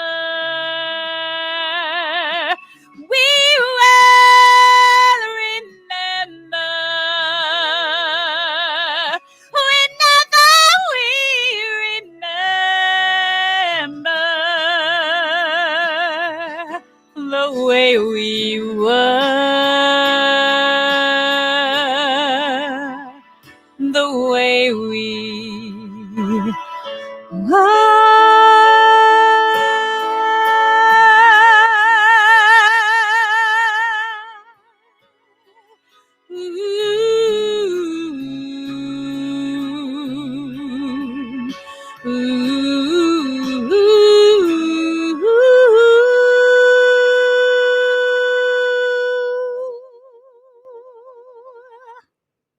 I like that little extra at the end there. Beautiful. Really beautiful. Thank you. It's a great choice too. Great choice. Yeah, you really, I tell you, it's so heart-centric for you. You can tell because you're, like I said earlier, you are just so in on it, and I love it. You're having such a good time when you perform, aren't you? It really, you're digging deep into the essence of who you are as a person and expressing it, no matter what the material is, no matter what the language is, no matter what the genre or stage or scenario or city is, right? You just really, you don't just perform it, you feel it. Oh, absolutely. I mean, I feel like you can do, how can I say this? It is our duty as artists to put in 250% in everything that we do, Mhm. because you never know who is listening. You never know who is in that audience that really needs that right now, right? Because, people from all walks of life are coming into a theater to listen to a performance, and you never know what they're going through, right? And for someone to pay for a ticket or even a free concert to sit down and watch a performance, they're there to have an experience. And as artists, it's our jobs to be able to express the passion that we have and put it into words and put it into music to be able to share with others. These are gifts that are given to us, and these are very, very precious gifts that are given to us that we need to be able to make sure that we don't take for granted, pretty much. Yeah. We can't take it for granted. Absolutely. I know you really enjoy when you get a chance to hear feedback from people who are moved by, your material and by your work. And what is that like for you when sometimes it could be somebody that just sees you on the street. It could be somebody, backstage or at a meet and greet, or they just send a note or post something about what you've done and how you've done it really has touched them in ways that sometimes usually are hard to put in words, but they find a way to do it. Yes. It just keeps it encourages me to know that I'm on the right track, that I'm doing what I've been put on this earth to do. You know what I mean? Like it's just a reassurance of knowing that, wow, like, you're living your calling. Yeah. Yes, it is. I mean, and you just never know when you're going to get that note that really hits you home, like someone having an experience or a heartache that you've experienced as well. And, now suddenly you guys have something in common that's absolutely directly in common than just them being an audience member, while you're on stage. I remember when I was in Motown, we would get lots of notes left backstage, gifts, and there was one particular bouquet of flowers that I got from the Queen, Aretha Franklin, and she sent flowers to me and a personal card, and didn't know who I was. She just said, like, give this to the singer who did Mary Wells, and she said to me that she was very, very good friends with Mary Wells, and that her watching my performance on stage brought back some really wonderful memories that she shared with this great lady, and that she felt that she had to at least let me know this with a bouquet of flowers. And then she invited me along with the cast members to celebrate her birthday. That she celebrated her birthday that year in New York and invited the entire cast of Motown to celebrate it with her. So what was it's that moments like that. Another pinch me moment, huh? Yeah, very much so. I still have those flowers Do you really? I sure do on my piano. They are dried flowers. They're looking kind of shabby these days. I feel like I need to I'm going to cut them and make them look really nice and put them in like a potpourri type thing. But I kept those flowers because it was the first time I ever had someone like a legend like that to acknowledge you. Acknowledge me, like little old me. Like I was like, Aretha Franklin? Are you kidding me? Like I kept the card, I kept everything. Oh, sure. Yeah. So it was really, really wonderful. It was another moment that I had. I know I've been supposed to be singing, but there was another like pinch me moment was when I did my very first Broadway show at Roundabout Theater in Sondheim and Sondheim. And Stephen Sondheim would send me letters. He'd send letters to me backstage. He'd leave them backstage for me, and personalized letters that obviously he had took the time to type up on his typewriter, because on these little cards, and he typed them up, and he would write these encouraging letters of how he enjoyed my rehearsal or, my interpretation of his music. And I was like, Stephen Sondheim? Like, this is like my first Broadway show. I'm like, pinch me, please. Pinch me all over, So, yeah, it's those moments that it's just, wow, I've been given a gift that has taken me this far to be able to be in the same room with these people and to be able to inspire these great legends. Sometimes we, as we're doing the work that we do, we don't realize the lives that one is touching and the reach. Yes. Till these moments, whether it's somebody that says something in the produce aisle of the supermarket, or it's a legend, or who it may be, Yes.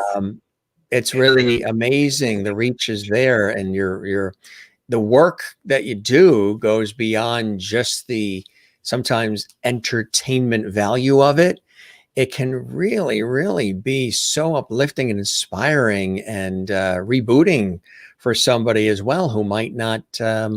It also is inspiring for those coming up the ranks, like youngsters, like kids, when they see, somebody like yourself, not only, doing it right, but enjoying it and paying it forward and sharing it. That's important too, right? To be able to do that, because you've had people along the way who've, given you encouragement and inspiration, and you like to do that too, don't you, Nikenda? Oh, absolutely. It's our duty. It's our duty to share the knowledge. It's our duty to be able to look out after each other. It's our duty to inspire. I've been doing more teaching than I normally do. Because, theater is closed, and it's just been really inspiring. Like just this morning, I was teaching a student, a young 12-year-old. She's preparing pieces for auditions for high school. And, this is a young African-American girl that has never been exposed to opera, and she is learning Victoria, and I'm teaching her how to learn the runs, and because she wants to sing classical music. And who knew? And my job is to obviously teach her solid technique foundation, but also encourage her to continue to do the work, to continue the sky's the limit for her. Mhm. It really is. And she sings, she dances, she acts, and that is our job as teachers. So I inspire her as an artist, but I also inspire her as a teacher to just, give her the tools that she needs to be able to make it to the next step. That's beautiful. It's a beautiful story, and beautifully, I just think when you have an opportunity to do that, it's an opportunity that is becomes even a responsibility for all of us. And if we could do that and continue, I'm hoping that with everything we've experienced in the last several months, and I've said it on this show, and you've probably even heard me say it, Yeah. I'm hoping we go to a place of more empathy, compassion, love, kindness. We listen to one another more, and we unite and come together and realize we all have something to give. We all have contributions. We all have worth and value. We all have a voice. And that's what makes the scenario in the world spin more smoothly, because, when you have all these different nuances, the different ideas, different essences from everybody at the table, there's nothing greater than that. And when you are able to pay it forward, and you're able to inspire those who are trying to find their way and find their voice, Yes, it can be life-changing in so many different ways. You mentioned opera a second ago. There is an operatic piece you had mentioned. Did you want to do that for the audience to show the range of? Why not? I just finished belting a couple of songs. Saturday night, take the tie and throw it over there. And It's so funny because when I was younger, it was always like, okay, we have to do the opera first, because then when I have to do the belting, Yeah. you do the opera first and then you Warm belt. up You to gotta the do the level. belting first and then the opera. Like, oh my God, like going from belt to opera is horrible. Like, now I'm like, Yeah, same vocal cords, honey. You know, it's the same vocal it's cord. gonna do what it's gonna do, right? You know, I did it my way. I'll do it my My way. way. Yes, That's it. absolutely. That's it. High five. Hey, We can't touch each other, but we can I virtually. know. So That's yes, it. I have a piece. It's a classic piece. One of the first pieces that I learned as a youngster. It's from Johnny Skiki. It's O mio babino caro, and I used to sing this all the time as a young girl. My mother remarried to a wonderful man that I got the chance to call my father, my dad, before he passed away. His name is Marty Hoffman, and I remember he was a huge opera fanatic, so it was absolutely perfect that around that time was when I was just starting to learn opera. So he was taking me. He had like season tickets to the Met. I was seeing all these amazing performances of these great legends, and I remember we were in Italy, and how we got to Italy. I was singing in Israel for the summer with the Israel Opera Company, and then my dad came to visit me, and he was a math professor, and he took me to a city called Dimona, right outside of Tel Aviv, and it was a community of Black Americans who were Black Hebrews and had left everything behind in America and started this community in Dimona. And my father, apparently back in the 80s, developed their math programs there. and so Wow. so he would have me sing. This was his favorite song. He'd have me sing. I sang O mio babino caro like for the whole community in Dimona. And then we drove from Israel. Where did we drive? We were driving from Switzerland to Italy, and then we went to Venice. And I remember my dad, we were on one of the in a canal, and he got one of the guys. He thought one of the gondoliers. He thought the gondolier sang. He didn't. My dad was like, "Oh man." He just rode. Yeah, he was like, I really wanted you to, have the full Venice experience with the gondolier singing for you, right? So the guy and he's telling me, he was like, listen, they're so good because they never hit the walls. Like they're so perfectly like precise and in their route when they're going like through the canals. And then he said, hey, like, would you like my daughter to sing for you? She knows Italian. And the gondolier was like, yeah, sure, whatever. He was a young guy, right? Young guy. He didn't listen to opera whatsoever. No. He had me sing O mio babino caro for this guy. And he's like, well, I know you don't listen to opera, but you know Italian. So, Right. maybe you'll appreciate it. Right. So she'll sing for you instead of you singing for us. Right. And so I sing O mio babino caro to this Italian gondolier. And next thing you know, we hit the gondola hits against like the wall. And we're like, oh my God, we're like going all over the place. And the guy had to stop because he started crying. And this was a young guy that never doesn't listen to opera, but just because he had never been sung to.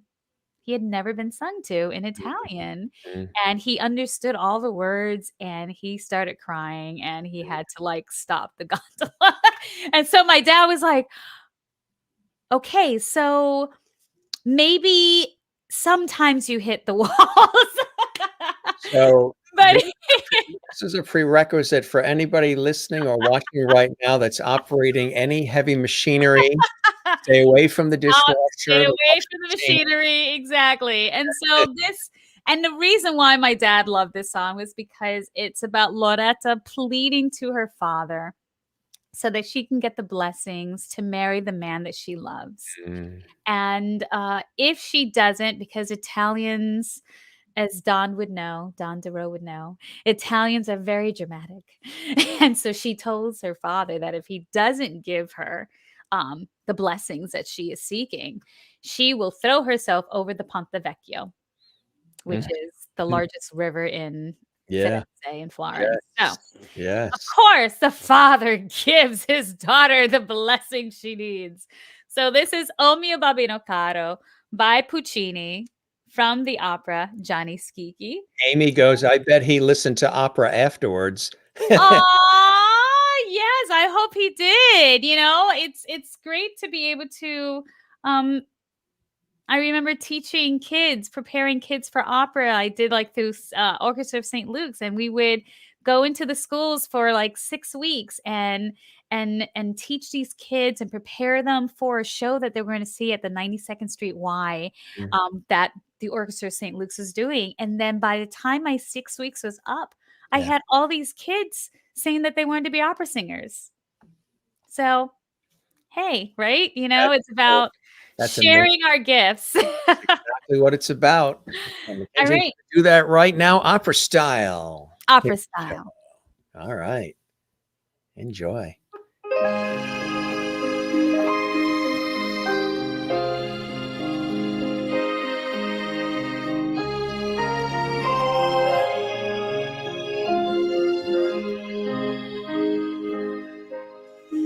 Oh mio bambino caro, mi piacerebbe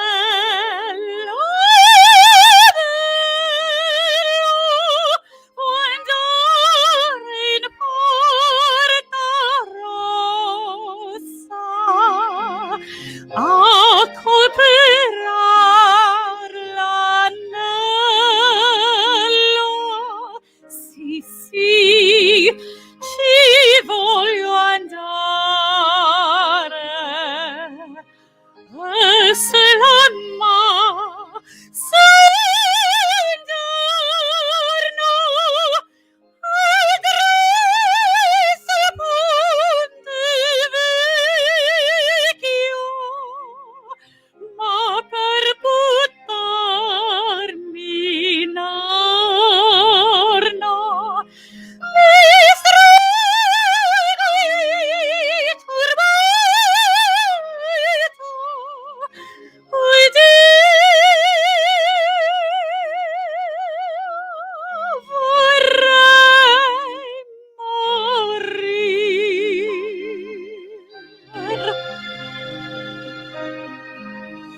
Dopo pietà, pietà, dopo pietà,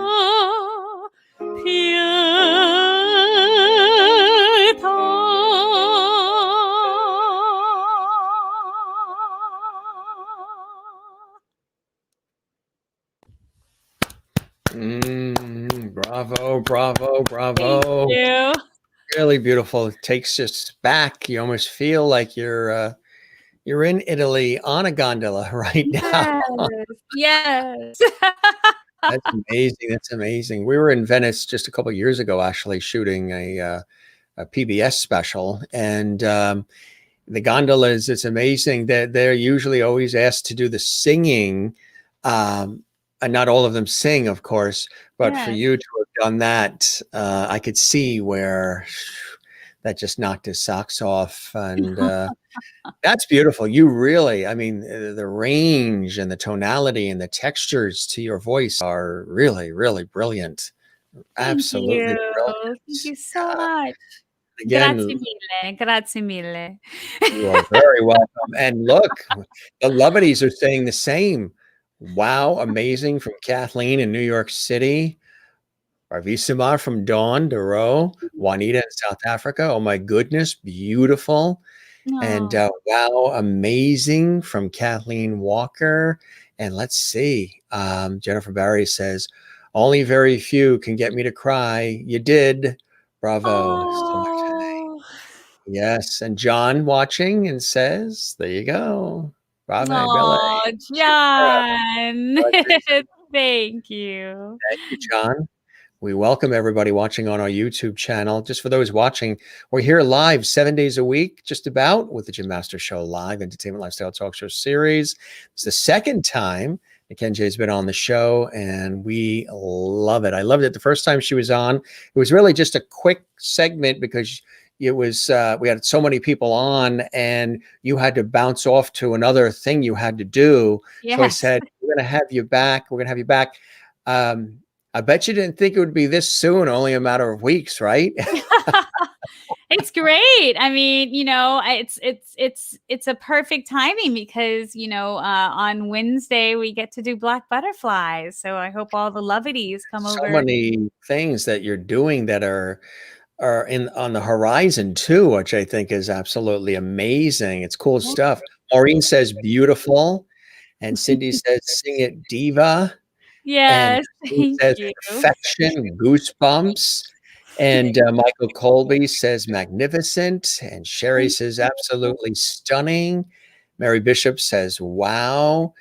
Singing along with you. Dawn was singing Aw. along with you.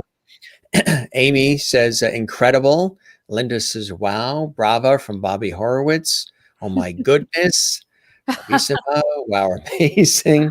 Can you handle all the Jim Master Show Oh my levity? God, thank you, thank Coming you. in, it's coming in, it's coming in. And Jen has still got the Kleenex near her in Pennsylvania. Barbara, I wish you could I wish you could see us enjoying you. You probably can in your heart, right? Probably Yes. you can in your heart. Mona in Louisiana, that was amazing. So beautiful voice. And Amy says, great way to spend a Saturday night. That's Amore from Michael Colby as Michael, well. yes. What are some of the things that continue to inspire you and bring you great blessing and joy in all the work that you do and all the experiences you've had and continue to have, my friend?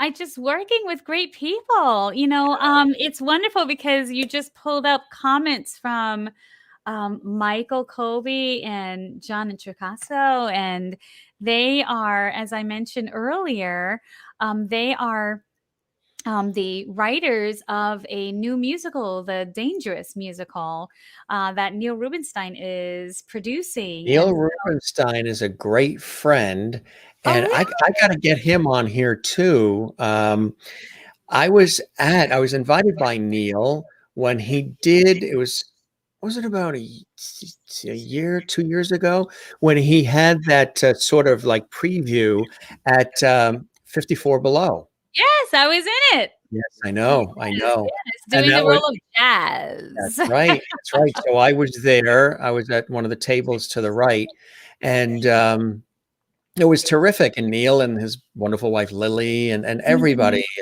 Doug Denoff was there, and it was Yes. just everybody. It was like almost old home week in a way. And I know that's been a continued sort of work in progress, and they've been really Yes. working hard on that. Tell us about that process because you've been involved in it so long. What it's really like to, and we should have Neil on at some point too. He can talk about it. The process of actually building something from scratch and then being a part of it, and all the tweaking and rehearsal and all the elements that have to line up perfectly to have something really take off and fly, right? Something Yes, like that. absolutely, absolutely. John has written a great book and music. The music is very jazzy. It's set in like the 1930s. It's mystery and it's gangsters, and it's just so exciting. Schubert Alley to Cairo and back, and it really, really is a wonderful show, and just a creative team. It's to be a part of. Dennis Jones is the director, and Phil Reno is the music director, and we just have such a great team of people that are working together to bring this musical to life. Neil has now is working currently because theater is closed. He's working on doing a radio show of the musical.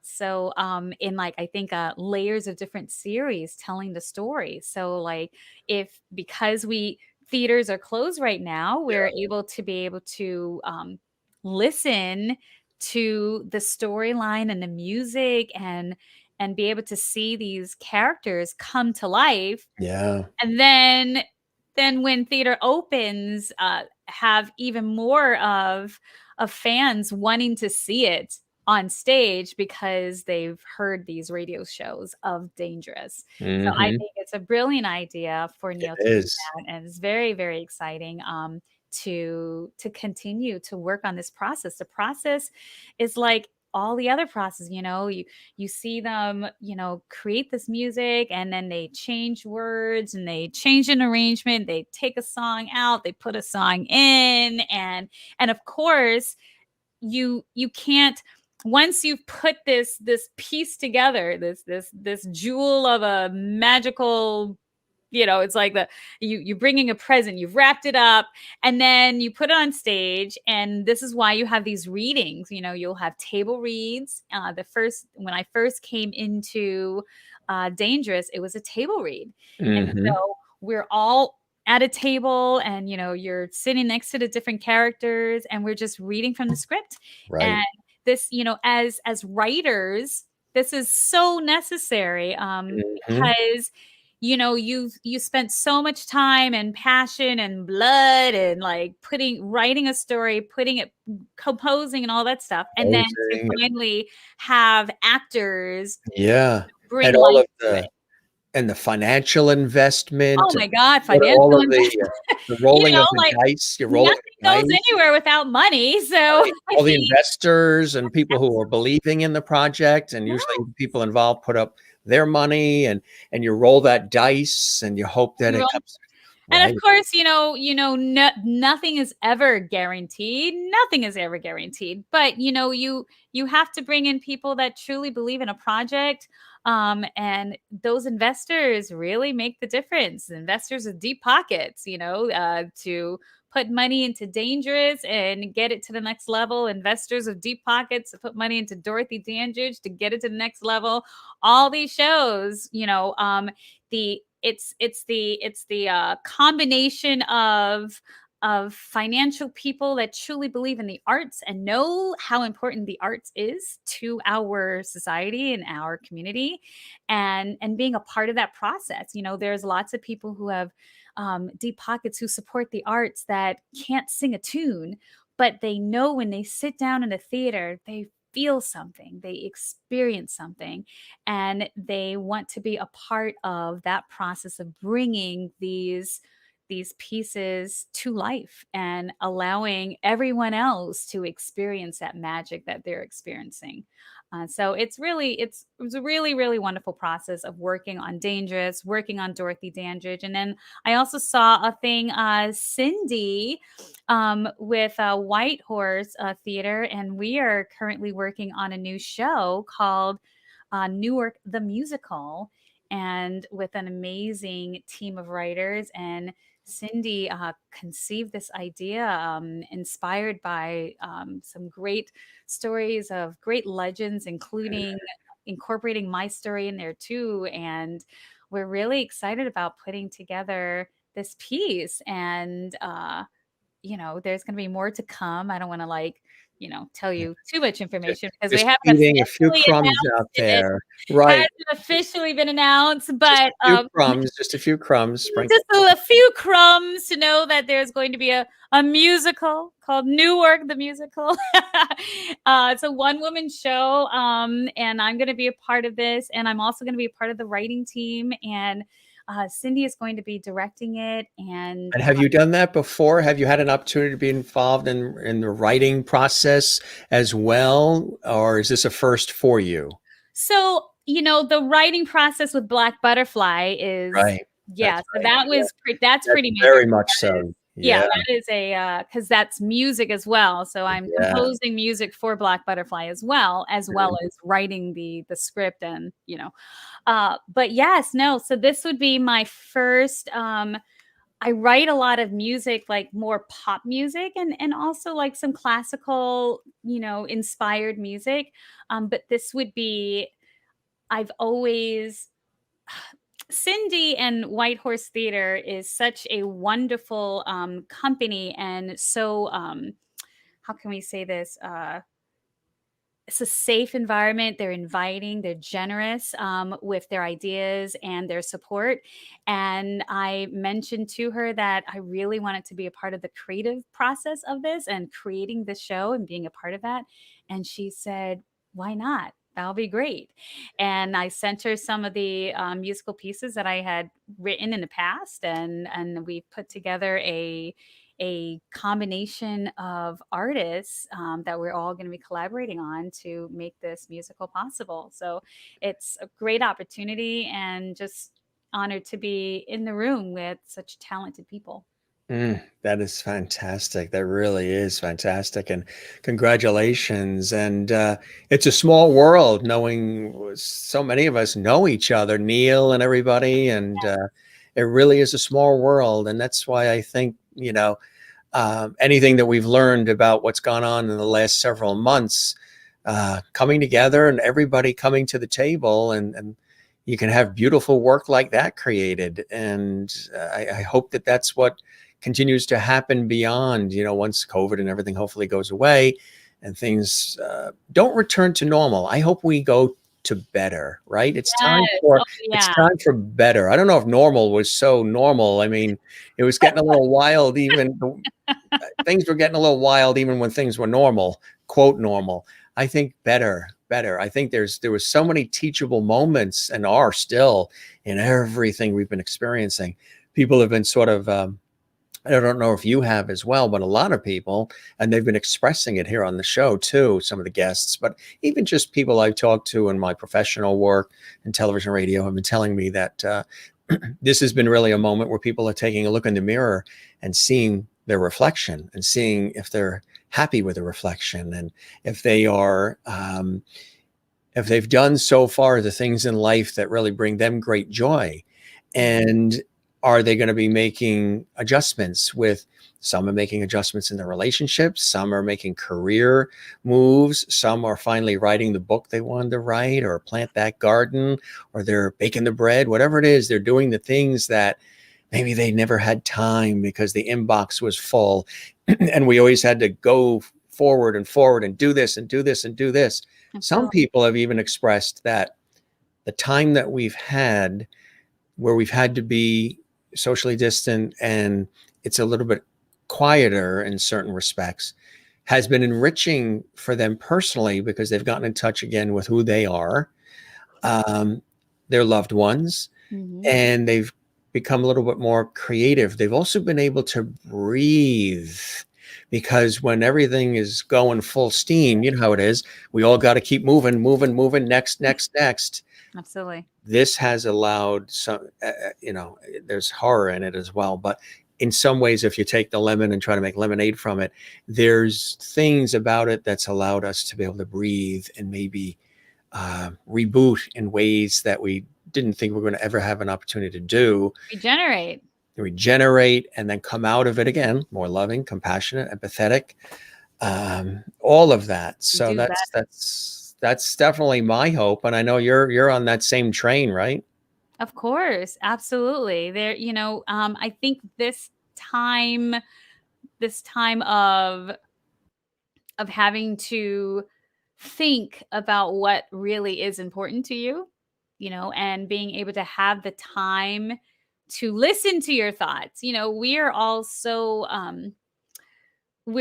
used to a routine, right? We live by routine. Everything kind of like goes automatic. You know what your schedule is on a daily basis. And we have a time where we all had to stop and reassess and re-examine and understand what's important to us, understand who's important to us, kind of filter out the stuff that we don't need and never really needed, but we had it just for convenience.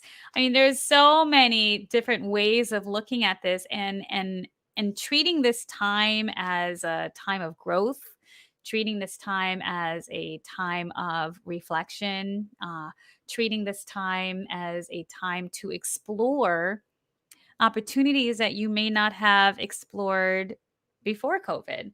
And then realizing, once you've explored these opportunities and you've reassessed what's important, then you can't go back to the way it was before.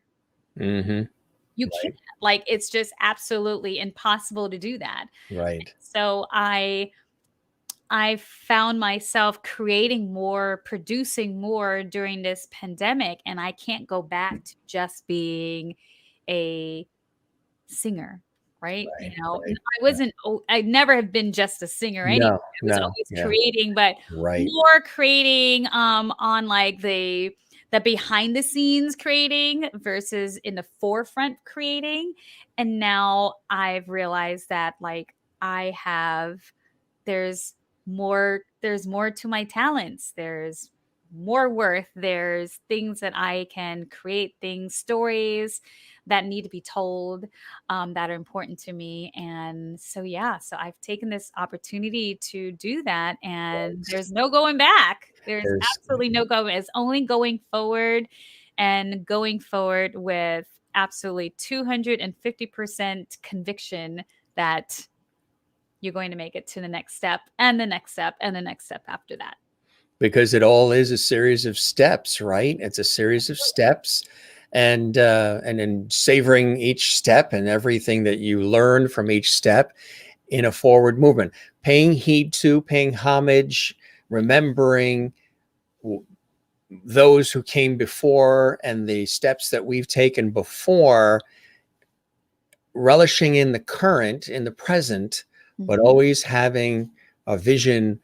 I look at it like a train on a track, and everything we say, everything we do, everyone we meet, every experience we have is literally all threaded together on this life's journey for each of us individually as well as collectively. There's a reason why people come into our life. There's a reason why certain things happen. Learning experiences is for all of us to grow and then share and pay that forward. So like you say, those steps or those train tracks are part of our own life's journey, and all the wonderful things we're able to do that can really not only enrich ourselves, and I don't mean that from a financial standpoint. If that happens, that happens. But that's not the reason why you're doing what you're doing. That's never been the reason why I do what I do in, broadcast media and everything else.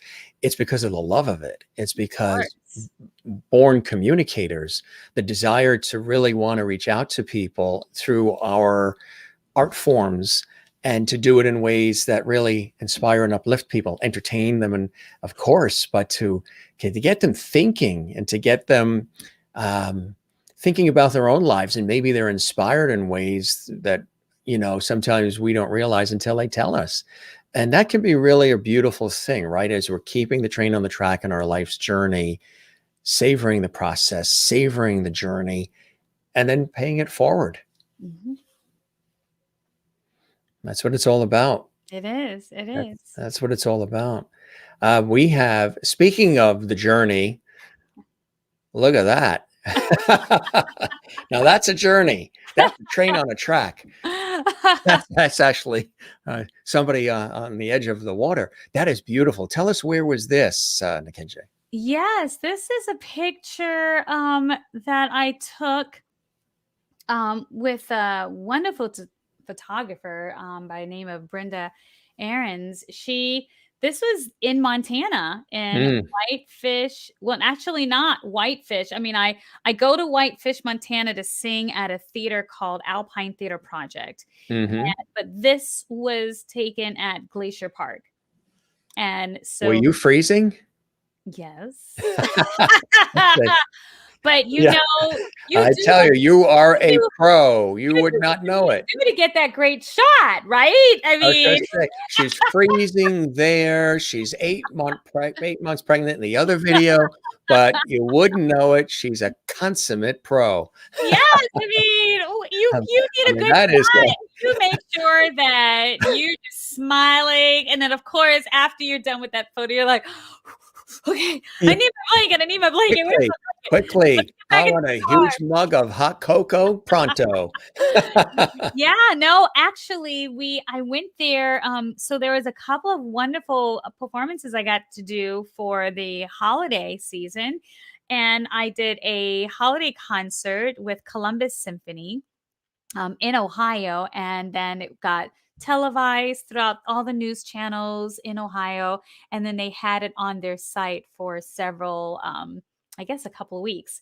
And so I was on stage with the symphony in like a little pod. They put me in a Mhm. pod, like, and I had like my own little fireplace and Christmas tree, and it was Isn't the great. I mean, Columbus Symphony is Columbus I Symphony. was on a TV shoot in Columbus, Ohio, and one of the things one of the people that we were interviewing was actually a television news shoot, and they brought us to the symphony, and that is a spectacular symphony, isn't it? Yes. As well, the other one I think that you performed with, the Cleveland Symphony. Yes. Oh, yeah. I They are, in the outdoors, yeah. at the summer festival. Oh my Got a god. chance to go there too and see them perform, and boy, Yeah. people are on their feet. They're such love, and they're very, very talented. Those are great experiences, huh? Yes. And then Montana, like soon after Columbus Symphony, I got a chance to go to Whitefish, Montana, where we did a virtual holiday concert, but they recorded me singing outdoors, like the idea was that even though we couldn't be in a theater, they wanted to make sure that we had the backdrop of Montana. So it wasn't like me singing at home and sending them a video. I sang Rudolph the Red-Nosed Reindeer, okay, in a carriage that was being pulled by two horses with the musicians in the carriage. Yeah. And it was snowing, and I was in a gorgeous red gown by Laura Designs, and it started snowing, and I was thinking, oh my god, it's snowing, so like maybe we can't do the recording. And the director, Betsy Morrison, was like, no, this is perfect, I've been wanting it to snow. And literally a couple of people who saw the video was like, is that real snow? Mm. And she was recording it. I was singing in the snow. I was pretending it was warm outside when it was really freezing. When it was really freezing. When it was really freezing. So, That's a great yeah, story. and the inches, like the snow is like close to like almost up to your knees. I did like Do You Hear What I Hear? And I had like, sequins hear on what with like I hear? a Yeah. little shawl that I would like throw off, and I had a microphone, and then every time I'm like, okay, we got to do it in this spot with different set. Then I have the heated blanket, and I'm like, okay, you ready? Yeah. All right, take it off. And then you just do it. It's for the art, right? And you're doing great music. So Exactly. once you start, you're freezing. I'm Yeah. Yeah. freezing. Yeah. But Yeah. once I start singing, you forget about it. Then right. You forget. You're so into the music, you're so into telling a story that you forget that it's cold until after the music has stopped, and then you're like, oh my god, it's cold again, right? But it was cold the entire time. You just weren't thinking about it because I was so into the music and Exactly. the story. Exactly. Yes. That's a great story, and so true. People don't realize, what has to happen for everything to look so effortless and so easy and so smooth and so flawless. All the work and all the people and all of the trial and error that happens with anything like these things is amazing. And there's a lot of blood, sweat, and tears and sacrifice and so much more that goes Blood, on. sweat, and tears. Yes, and sacrifice. Michael Colby says, actually, Nikenje has appeared thrice on Jim Masters. She was one of the stars seen in the clip when he was on of the Colby Ginsburg music video, The Theater Will Survive. Yeah. So this is your trifecta on the Jim Masters Show Live. Look at We that. toast you, a trifecta. Thank you, Michael, for And correcting us. bringing that up. Now, I bet you weren't freezing here. No, I was not freezing there. I was actually in that. What show was I doing? that was a costume change. I was doing my Forever Summer show in that picture. Yes, I have it's called Forever Summer, and it is celebrating the life and music of Donna Summer. Mm-hmm. And that was a shot from one of my performances doing Forever Summer, which I am excited. It's not, it's not official until it's on the website, but bringing Forever Summer to Carnegie Hall with the wonderful, wonderful producer Tegan Summer, who commented on here earlier. Yes, is watching. Yes, Yeah, we yes. welcome him And as well. so he is a brilliant producer and a brilliant writer, and he has his hands in so many things. He's also the president of the board at Amos Musical Theater. And and it just, he's a dream to work with, and we are Putting working that together. Yeah, so Wow. Carnegie Hall is going to have some Donna Summer disco music. I can't wait. I can't wait.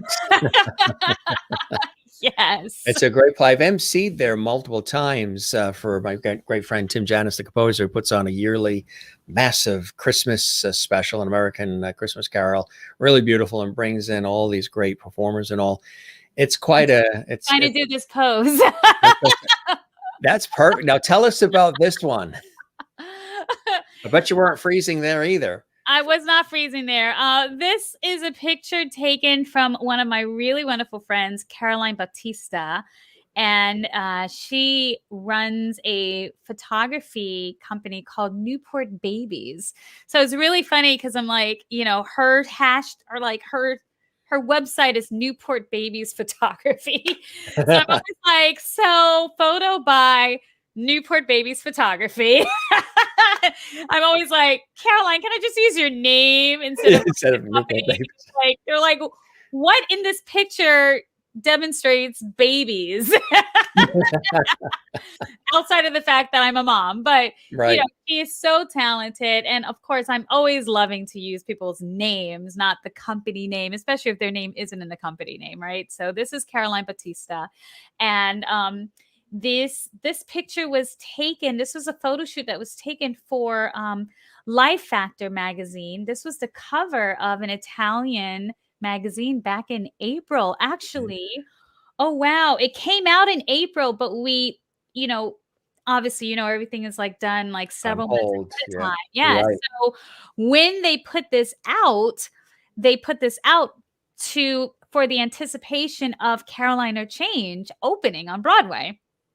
And so I made the cover of this magazine talking about Caroline or Change, and talking about Roundabout Theater and Studio 54. And then they had to obviously make an adjustment because it came out in April, and this was in Italy. So, I was checking to make sure everyone there were okay. Like the whole staff, like the people who were creating the magazine and all that. Yeah. Fine. They were doing everything from remote. And it did come out in April, and that was very nice. Very nice. Randy's watching. How wonderful to see and hear you again. So very proud of all your accomplishments and how your star continues to rise. Oh, Randy Gerlin. Randy, hi. Yeah, welcome, Randy. Nice to have you here as well. Yeah. Another beautiful shot. Yes. Again, Caroline Bautista. That was for the magazine feature. That was for the cover feature. And that was one of the photos. And got that outfit from New York Dress. And those earrings, by the way, those earrings and that flowered headpiece I was inspired by pictures I saw on the internet. And I have this amazing friend who, her name's Pearl Williams, and she used to be a dancer in the past, and she was a costume director of On Kentucky Avenue that I did at Aaron Davis Hall, that I got my Adelco award nomination for Best Actress.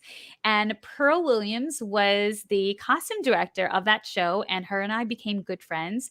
And she does amazing work, and I just gave her the ideas of what I wanted, and she created that flowered headpiece. And then extra flowers that she had left over, she created earrings. Wow. Can you believe that? That is Flowered earrings from this that week. So that yeah. is yeah, very creative, huh? Yes, That yes. is I'm fantastic. all about, it's creating, supporting other artists, and oh yes, and this is the Dorothy Dandridge. Yes, that is my Dorothy Dandridge photo shoot that I did again with Caroline Bautista. Yes. Mm, very beautiful, huh? So Look, that's kind of, look at that necklace. That's amazing. thank you. That was a necklace made by a family friend of mine. Her name Really is Marissa Geller. Yeah. beautifully done. Yes, and so that is we wanted to in obviously Dorothy Dandridge the musical, we did a photo shoot to be able to um be inspired by her spirit Sure, and yeah. her look and her style and her glamour and her grace. And so this is one of the photos that came from that Dorothy Dandridge photo shoot.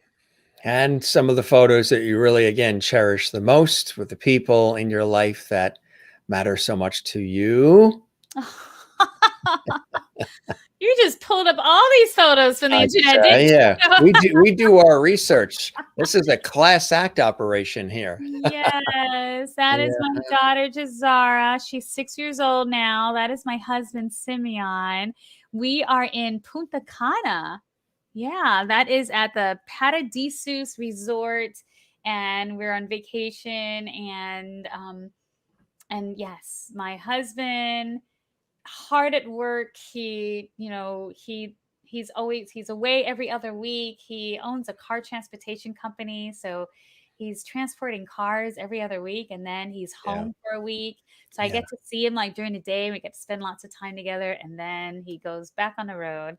Yeah. And he's Romanian. So during the summer times, we go to Romania to visit his family. And my daughter speaks fluent Romanian. Does she really? Speaks Romanian to her. And she speaks fluent Spanish because she was in a Spanish immersion school in preschool. And then her babysitter, who is also her piano teacher, teaches her Mandarin. So my daughter says to me, Which she is speaks great, right? yes, I think they say that I had read a report or something maybe a year ago that Mandarin is like the most requested or most popular language being taught in colleges right now. Yes. It is Mandarin, which of It's course a beautiful language. I mean, Chinese. it's a Yeah, very hard language, but it's a yeah, beautiful, yeah. beautiful language. I do not sing or speak in Mandarin. What are the If I did, 11 I that would add a 12th language to that list. to 12? I was gonna say, so what are the 11 The languages? 11 languages. Wow. Okay. Wow. Oh, okay, let's start. English, English, yes. English, Spanish, Russian, Russian, Spanish, French, Italian, German, Latin, Portuguese, Quechua, Zulu, and Romanian. Mm, very nice. I tell you, that is incredible, huh? Yes, I love it. And I'm sure there's been moments where all of them have, come in handy with the things that you've been doing and places you've gone and people you've come across in your life as well. That Yeah. is cool. That is cool. And it inspires my daughter. My daughter Right. starts saying and she's learned a little French too. So she's like, I'm gonna be able to speak as many languages as my mom.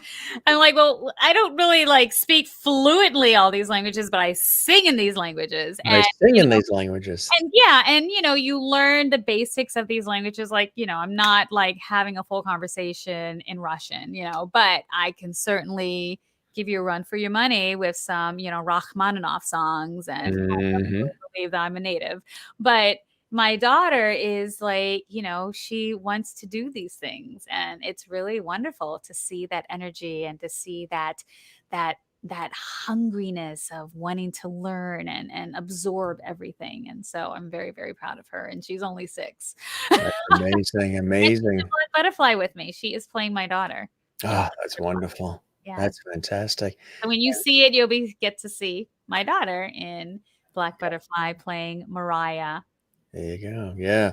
That's cool. So what is that like, performing with your daughter? That must be something special, huh? It is, but all of this was done on Zoom. So of course she had to be in a separate room. I like I have now, I had to lock my bedroom door because she will like literally come off the screen and start They're coming. watching right now, right? She's watching.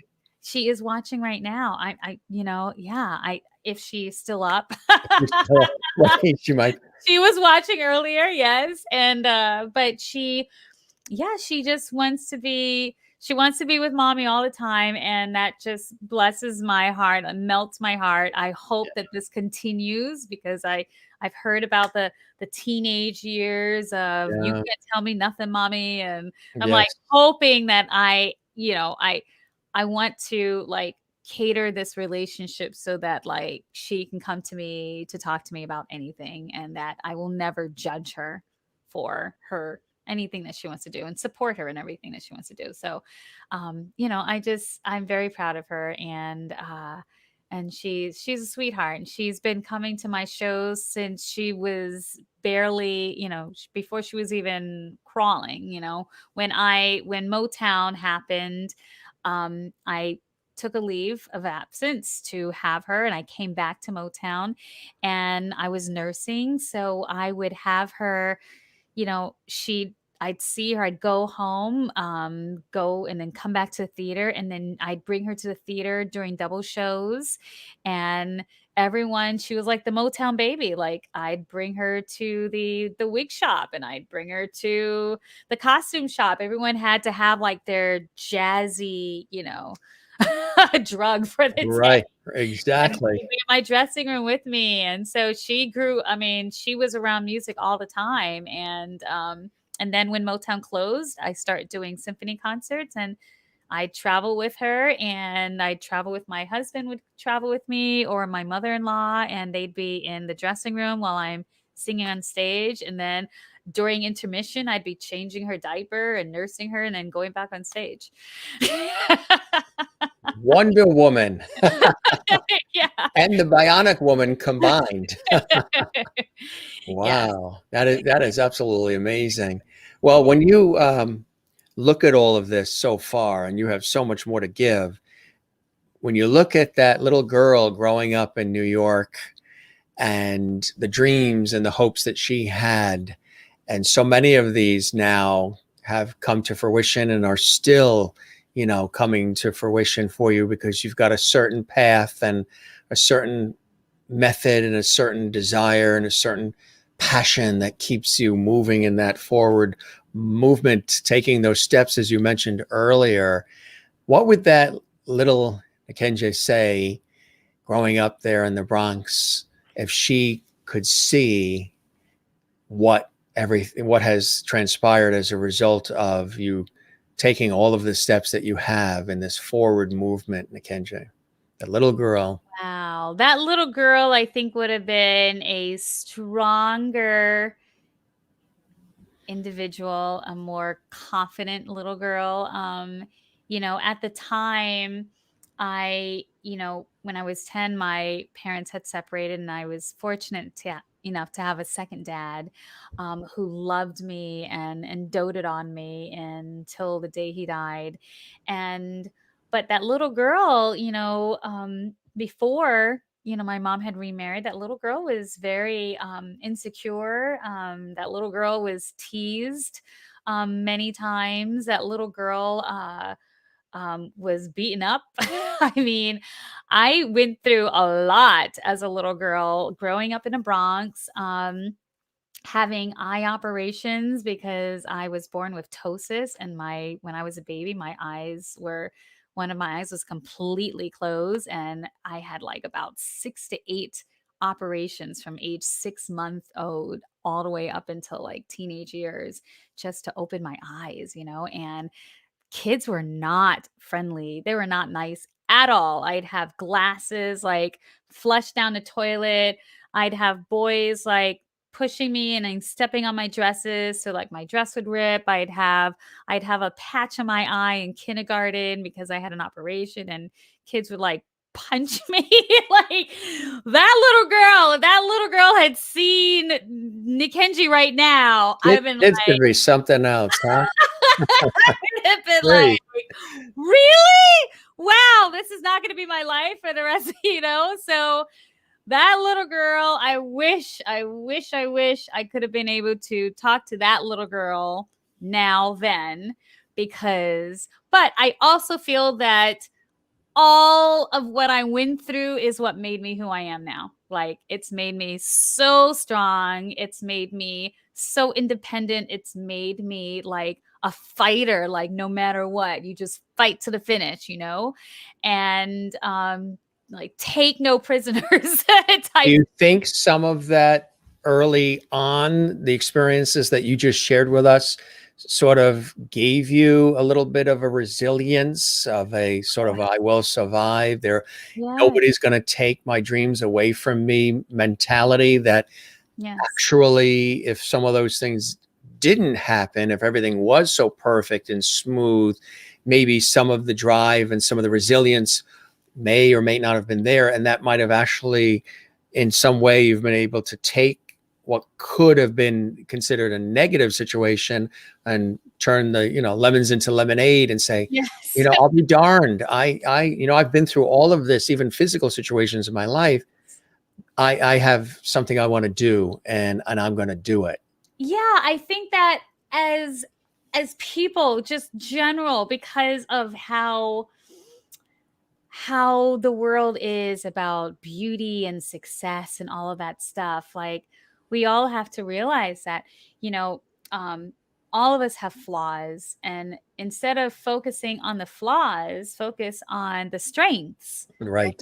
And at 10, when I realized that I could sing, that I had something that people enjoyed, something that people were inspired by, that changed everything. So this little girl that was being, that was kind of didn't like to talk too much, just very, very shy and very depressed because, her parents weren't together anymore, and just wondering if that, she did something wrong, whatever. Music was my salvation. So what would you say then? And I think you're pretty much saying it to somebody watching live right now, or somebody that might watch this later in our archives. Who is that little girl right now who's watching Nikenji on the show and saying, wow, or a little boy, or anybody, not even a child, it could be just anybody that's had experiences that have them doubting themselves, doubting opportunities, doubting their possible future. What would be something that you would say? I mean, your story alone is very inspiring. What would you say to them right now if they are in a similar situation and they're like, oh, I can never be like Nikenji. I'll never get to that level. I'll never. What would you say to somebody? First, I'll never say the word never. Correct. That is, I cut that out of your vocabulary. Believe in yourself. Believe that you can achieve anything your heart desires, because you never know where that opportunity is. That opportunity may be just around a corner, but you haven't walked to the edge of that block to turn the corner yet. It's not about the no's, it's about that yes. And I've had so many no's in my life that you forget to count because there's so many. And you can't get bogged down by the negativity. The most important thing is self-love, self-care, believing in yourself, looking in the mirror and seeing something. Is there, when you look in the mirror, and whether you're a singer or an actor, whatever you do, are you proud of yourself, right? Like, don't allow anybody to steal your shine. Don't allow anybody to dim your light. Don't let anybody tell you that you can't do something, because anything is possible. Absolutely anything is possible if you put your heart and your soul and hard work behind it. Nothing is given to you. Nothing has ever been given to me. I've always had to fight for it. And there's nothing wrong with having to fight for it. Absolutely nothing wrong with having to fight for it. And when you do have opportunities, when things are being given to you, you have to appreciate it and you have to work even harder to show that this was something that you rightfully deserve. This was something that was rightfully yours. And honestly, I truly believe that when something is meant for you, it's going to be yours. It's just for you, not for you and everybody else. It's for Right. you. Yes. Right? And you have to believe that. You have to believe that, sometimes we all have hit rock bottom, and many times, not just one time, many times, and you have to get yourself up. Hmm.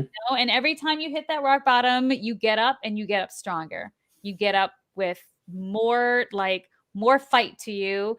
And because at the end of the day, you have to deal with yourself, right? Like, it's in that room when you're looking in the mirror, it's you, and you have to look in that mirror and know that you've done what you needed to do, like, to its fullest, because you can't do anything half.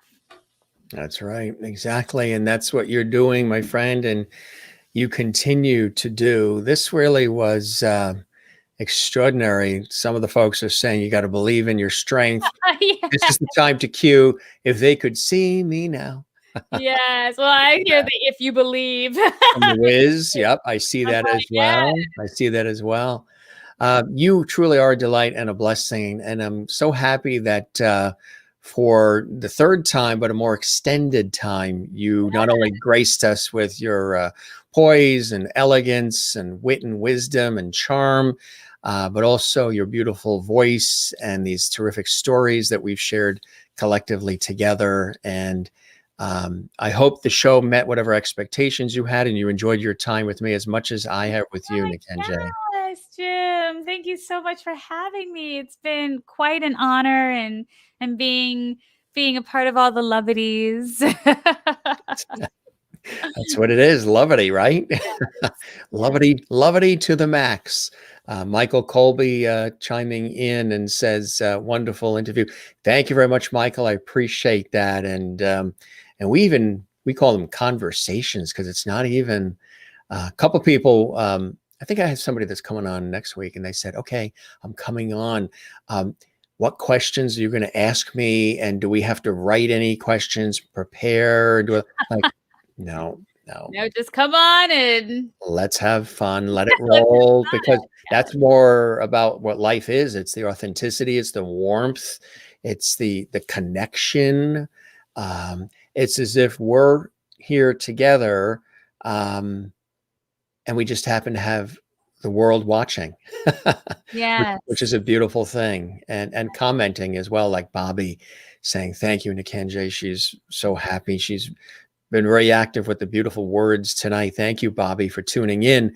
Nikenji says, Christine in North Carolina says, Nikenji, thanks for sharing your talents with us and sharing your great experiences and photos as well.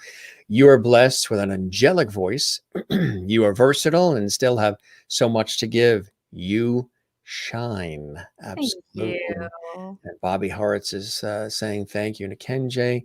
Thank you, Jim Masters. It is our pleasure. Yeah. I wish you nothing, and we'll see each other, I'm sure, very, very soon, once this all passes, and hopefully we'll be able to get together and break bread and Yes.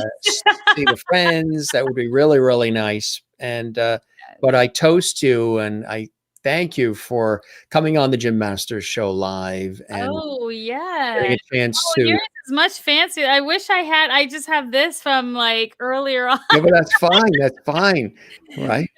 The Pepsi is gone. Pepsi is gone, but I Well, I will. toast you. Yeah. So hold on. Let me. Yes. There you go. Cheers. What does it say on that mug? It's cool. It is Michael Caine Wedding Band Bingo. I honestly was not prepared to toast. So like this is just a random mug that I happen to have. They have like, Okay. oh, it has like Uptown Funk, Shut Up and Dance, I Got a Feeling, We Found Love. We found love in a hopeless place. Yeah, you know. All the band songs for weddings. I was going to say that sounded good.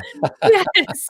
Michael says, what I love about these events is it's like welcome you into our interview and actually communicating. And that's what it's about. Because a lot of times, you know, when you get together with people in scenarios like this, you know, you're on for what, 15, 20 minutes and they sort of rush you through and they say, okay, tell us about the book. Tell us about the movie. Okay. What was your name again? See you later. This is the antithesis of that. Yeah. Thank you for those words, Michael. Mona says, thank you for being here with the Lovedies. Great show tonight. I enjoyed both of you. Beautiful voice and beautiful lady and family. John, we agree. Definitely, John. And John, hope you'll come back and watch our series. Mackenzie, always a class act as always. Bobby says, bless you, Jim Masters. Thank you, Bobby. I appreciate that, my friend. Bobby was a guest on the show a couple of weeks back, and it was really a lot of fun. We appreciate her being here. And I meant living room, not interview. So if we go back and reread that, that would say, what I love about these events is that it's like welcoming you into our living room and actually communicating. Exactly. Love it. We love it. You're the best, my friend. Thanks for all the time. We have chatted for almost 3 hours. My God. It doesn't, it's 2 hours, 37 minutes. It doesn't feel like that, does it? I know, we were having so much fun. I know. It doesn't. I know. Start the car. Here we go. Have a drink after this. Yeah. And stretch those legs. I tell all the guests, make sure you stretch the legs. Yes. But we will definitely have you come back and we can share some more stories and some more music and some more levity. That would be so fantastic. I know you have your daughter there, so we don't want to keep it too long. Sleeping, honey. I'm for sure she's sleeping. You know, it's funny because I haven't checked my cell phone and oh my goodness. People are watching and commenting. Here's a funny thing. My sitter just sent me a message. She said it was at 9:36. She said, "Hi, A couple minutes ago. She said, Jazara is sleeping. Shall I go now or wait for you to finish?" And then So she's watching, right? Their babysitter's probably watching. Well, no. And then at 9:41, she says, "I'm going home." I want my mom. That's 1 minute ago.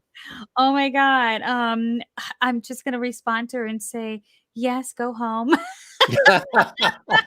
Yes, go home. Thanks for My daughter is sleeping, so I guess she felt that, you know, she didn't really need to be here. I feel bad because, you know, also, heaven forbid I start like singing a song and then my daughter's like, That's why we had to do it. Yeah, that's why. Yeah, there's mommy. I'm not in a dream sequence. That's mommy in the other room. I know. That's why we had to do it earlier. So, because we knew she was going to be, the babysitter is there and she's taking care of her. Well, that's wonderful. So that was about 2 minutes ago. She just sent that because it's 9:43. She was rushing to go home so that like her mother could watch this show live. But we're about to end. So, but I'll let her know that she can obviously go and watch the show. Should we talk slower till she gets home? No. She'll see it. It's archived at Jim Masters TV on YouTube anyway, so she'll be able to watch the whole thing in its entirety. And you can see the whole thing. Yes. Yeah. Well, we love you, Mackenzie. This was really amazing, and it was really a delight to have you on a fantastic Saturday night like this. You warmed us up for sure. And George Burns loved every second of it with a cigar and all. He loved every second. George. Yes. George. That's it. You be well. You take care. Best to you and the family. Let's stay connected, stay in touch. And hopefully I'll see you on Wednesday to watch Black Butterfly. And hopefully in person too, once we get past all of this, you know. I can't wait when we can do those things again. Keep Mhm. those fingers crossed. Keep that train on the track, right? Toes too. You know, I got my nails done too today for you. Oh, let's Yeah. see. You You see? did. So what do we oh, yeah. Yeah. Yeah, I got it's like a leopard design, yeah. See? All for you, Jim. I I got my tell you. too. Only the best. Only the best. Now, could you imagine if somebody had just tuned in then when it was like this? I know. Like, They're wait like, a "What minute. kind of show is this?" Are they doing puppetry or something? I know, She's it's kind of light when open dark. Yes. exactly.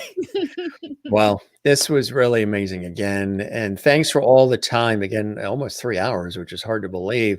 Wow. So you Thank have a you. oh, my pleasure. I mean, we could definitely have you back and we'll chat some more. And the Yeah, I'd love door to come back when when theater is opening and we're doing readings of the Dorothy Dandridge musical and the Newark the musical and Forever Summer and I love it. Dangerous and yes. Good stuff. Well, thank you for coming. We loved it. Thank you, Jim. Oh, Thank you everyone for your wonderful comments and your love and the lovities. It was such a pleasure to be a part of the Jim Masters show. So thank you for having me and looking forward to coming back. my pleasure. You felt the levity come through the screen, didn't you? Yes, I did. Perfect. And my job is done. You have a good night, my friend. You take Thank you. care. Sweet Love dreams, you. everyone. Shall see you again. And now go stretch those legs. Yes, thank you. Have a good night, Nikenji. Take care. Bye. Bye. Amazing, fantastic, brilliant, and wonderful. Just some of the words that come to mind when talking about our wonderful guest, Broadway star, singer, actress, producer, Nikenji. I hope you enjoyed this episode of the Jim Masters Show live. Great entertainment, great inspiring conversation, lots of levity.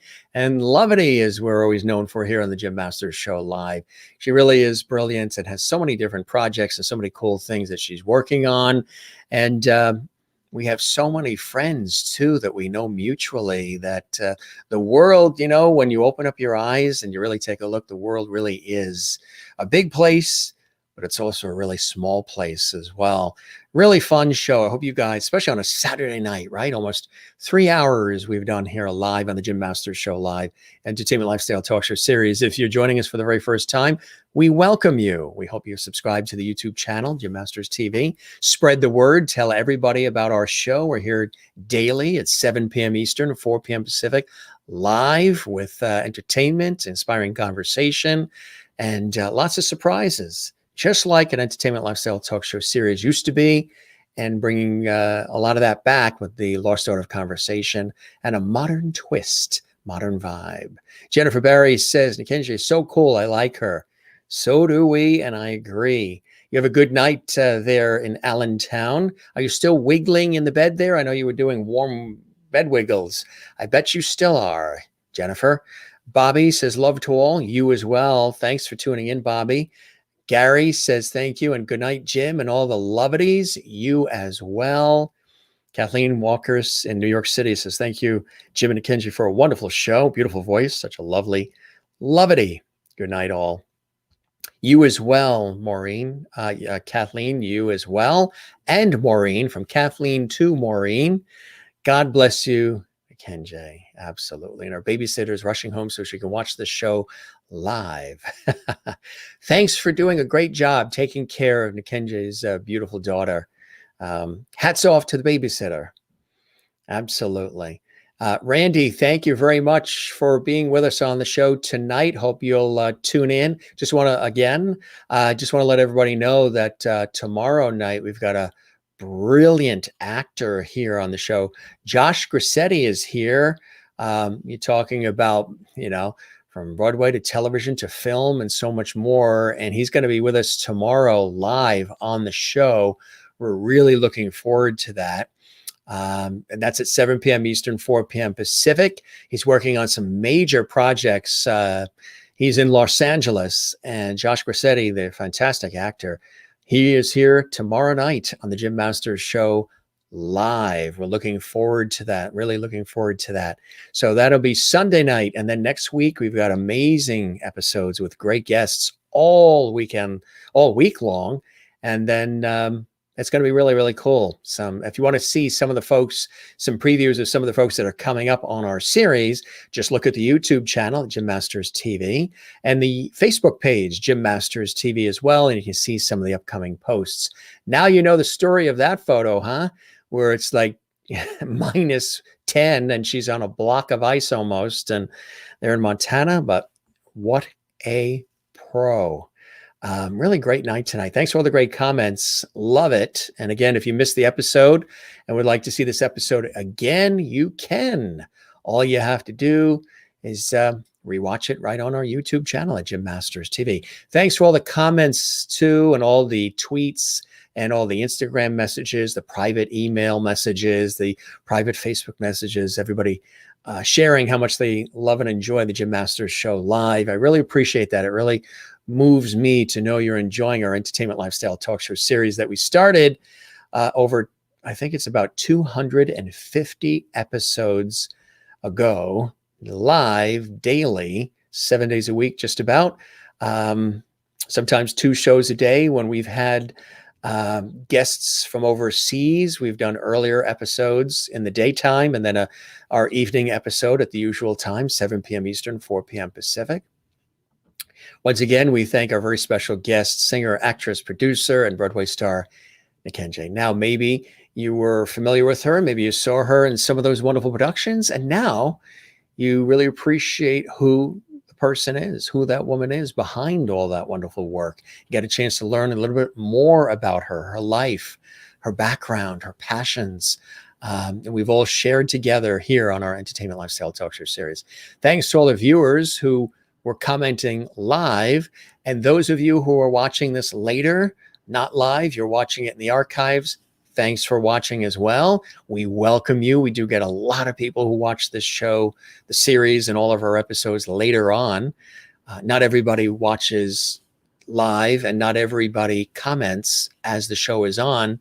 However, you're able to comment on YouTube after the show as well, I believe, just not during the live show. Unless you're signed into the YouTube channel. So make sure you subscribe to the channel so you can do that.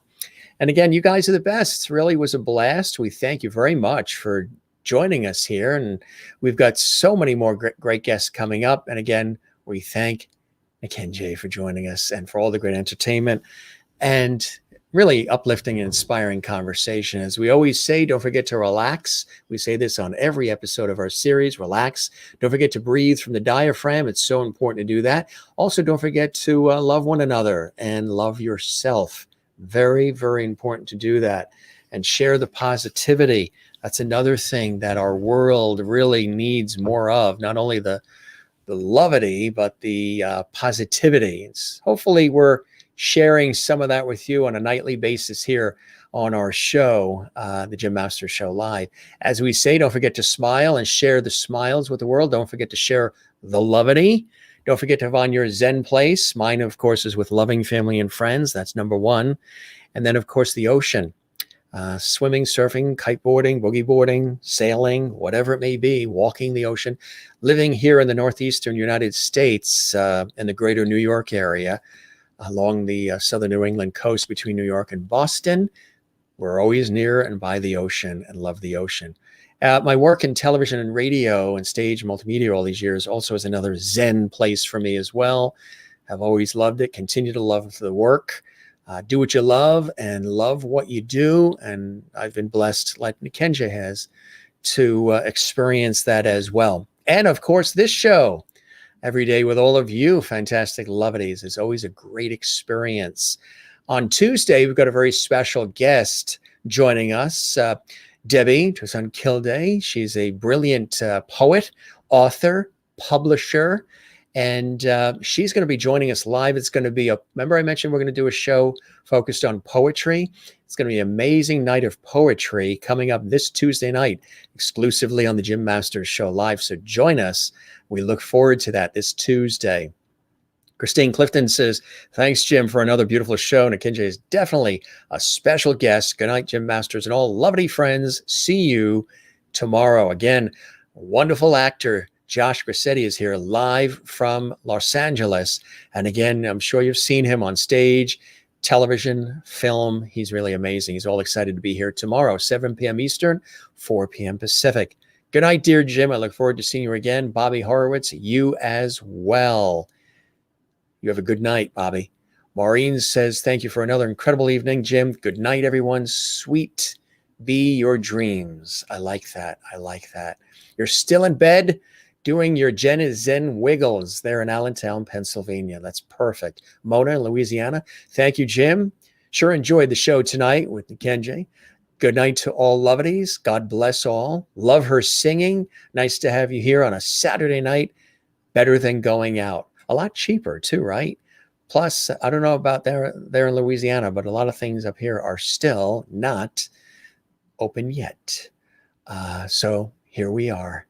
And once things do open up, we hope you'll still continue to join us here on our show. We'll still be here for all of you. Some people have said, hey, Jim, when things start to calm down worldwide, are you going to still do the Jim Master Show live? And I'm saying, I pretty much said, yeah, as long as you guys are there and keep spreading the word, telling everybody about the show, more and more new people are discovering it live or watch it later in the archives. That's what it's all about. Great show. Thanks, Jim. Love Nikinje. Good night, everyone. You too, Juanita. Thanks for joining us. Amy says, killer show. So much warmth and love. Thank you, Amy. I'm so glad that you're enjoying the series. I know you've been watching regularly now. I appreciate that. Gary has been as well watching regularly from Iowa, USA. Thank you. And good night, Jim, and all the lovelies. You too, Gary. Love to all. You too, Bobby. We appreciate that. And Mary Bishop says, good night, all. Take care. You too there in Florida. Kathleen Walker. Thank you, Jim and Nikinje, for a wonderful show, beautiful voice, and such a lovely lovety. I agree. Absolutely. All right, gang. Thanks so much for being with us. We appreciate it and hope you guys all, and again, Bobby, you have a good night as well. We hope you have a wonderful rest of your day. If you just, we have viewers all around the world, Australia, New Zealand. Some of you are just starting your day, so we hope you have a good day. If you are going to bed soon, we hope you have sweet dreams as well. All right, this is your host, Jim Masters, thanking you for your time this time. Till next time, we toast you and you and you and you and you. Thanks for joining us on our Saturday night episode of the Jim Masters Show Live Entertainment Lifestyle Talk Show series. It's always a pleasure. We love you all. Keep spreading the word about our show, and we'll continue to bring you great entertainment and inspiration all the time. Love you all. Be well and take care. Good night.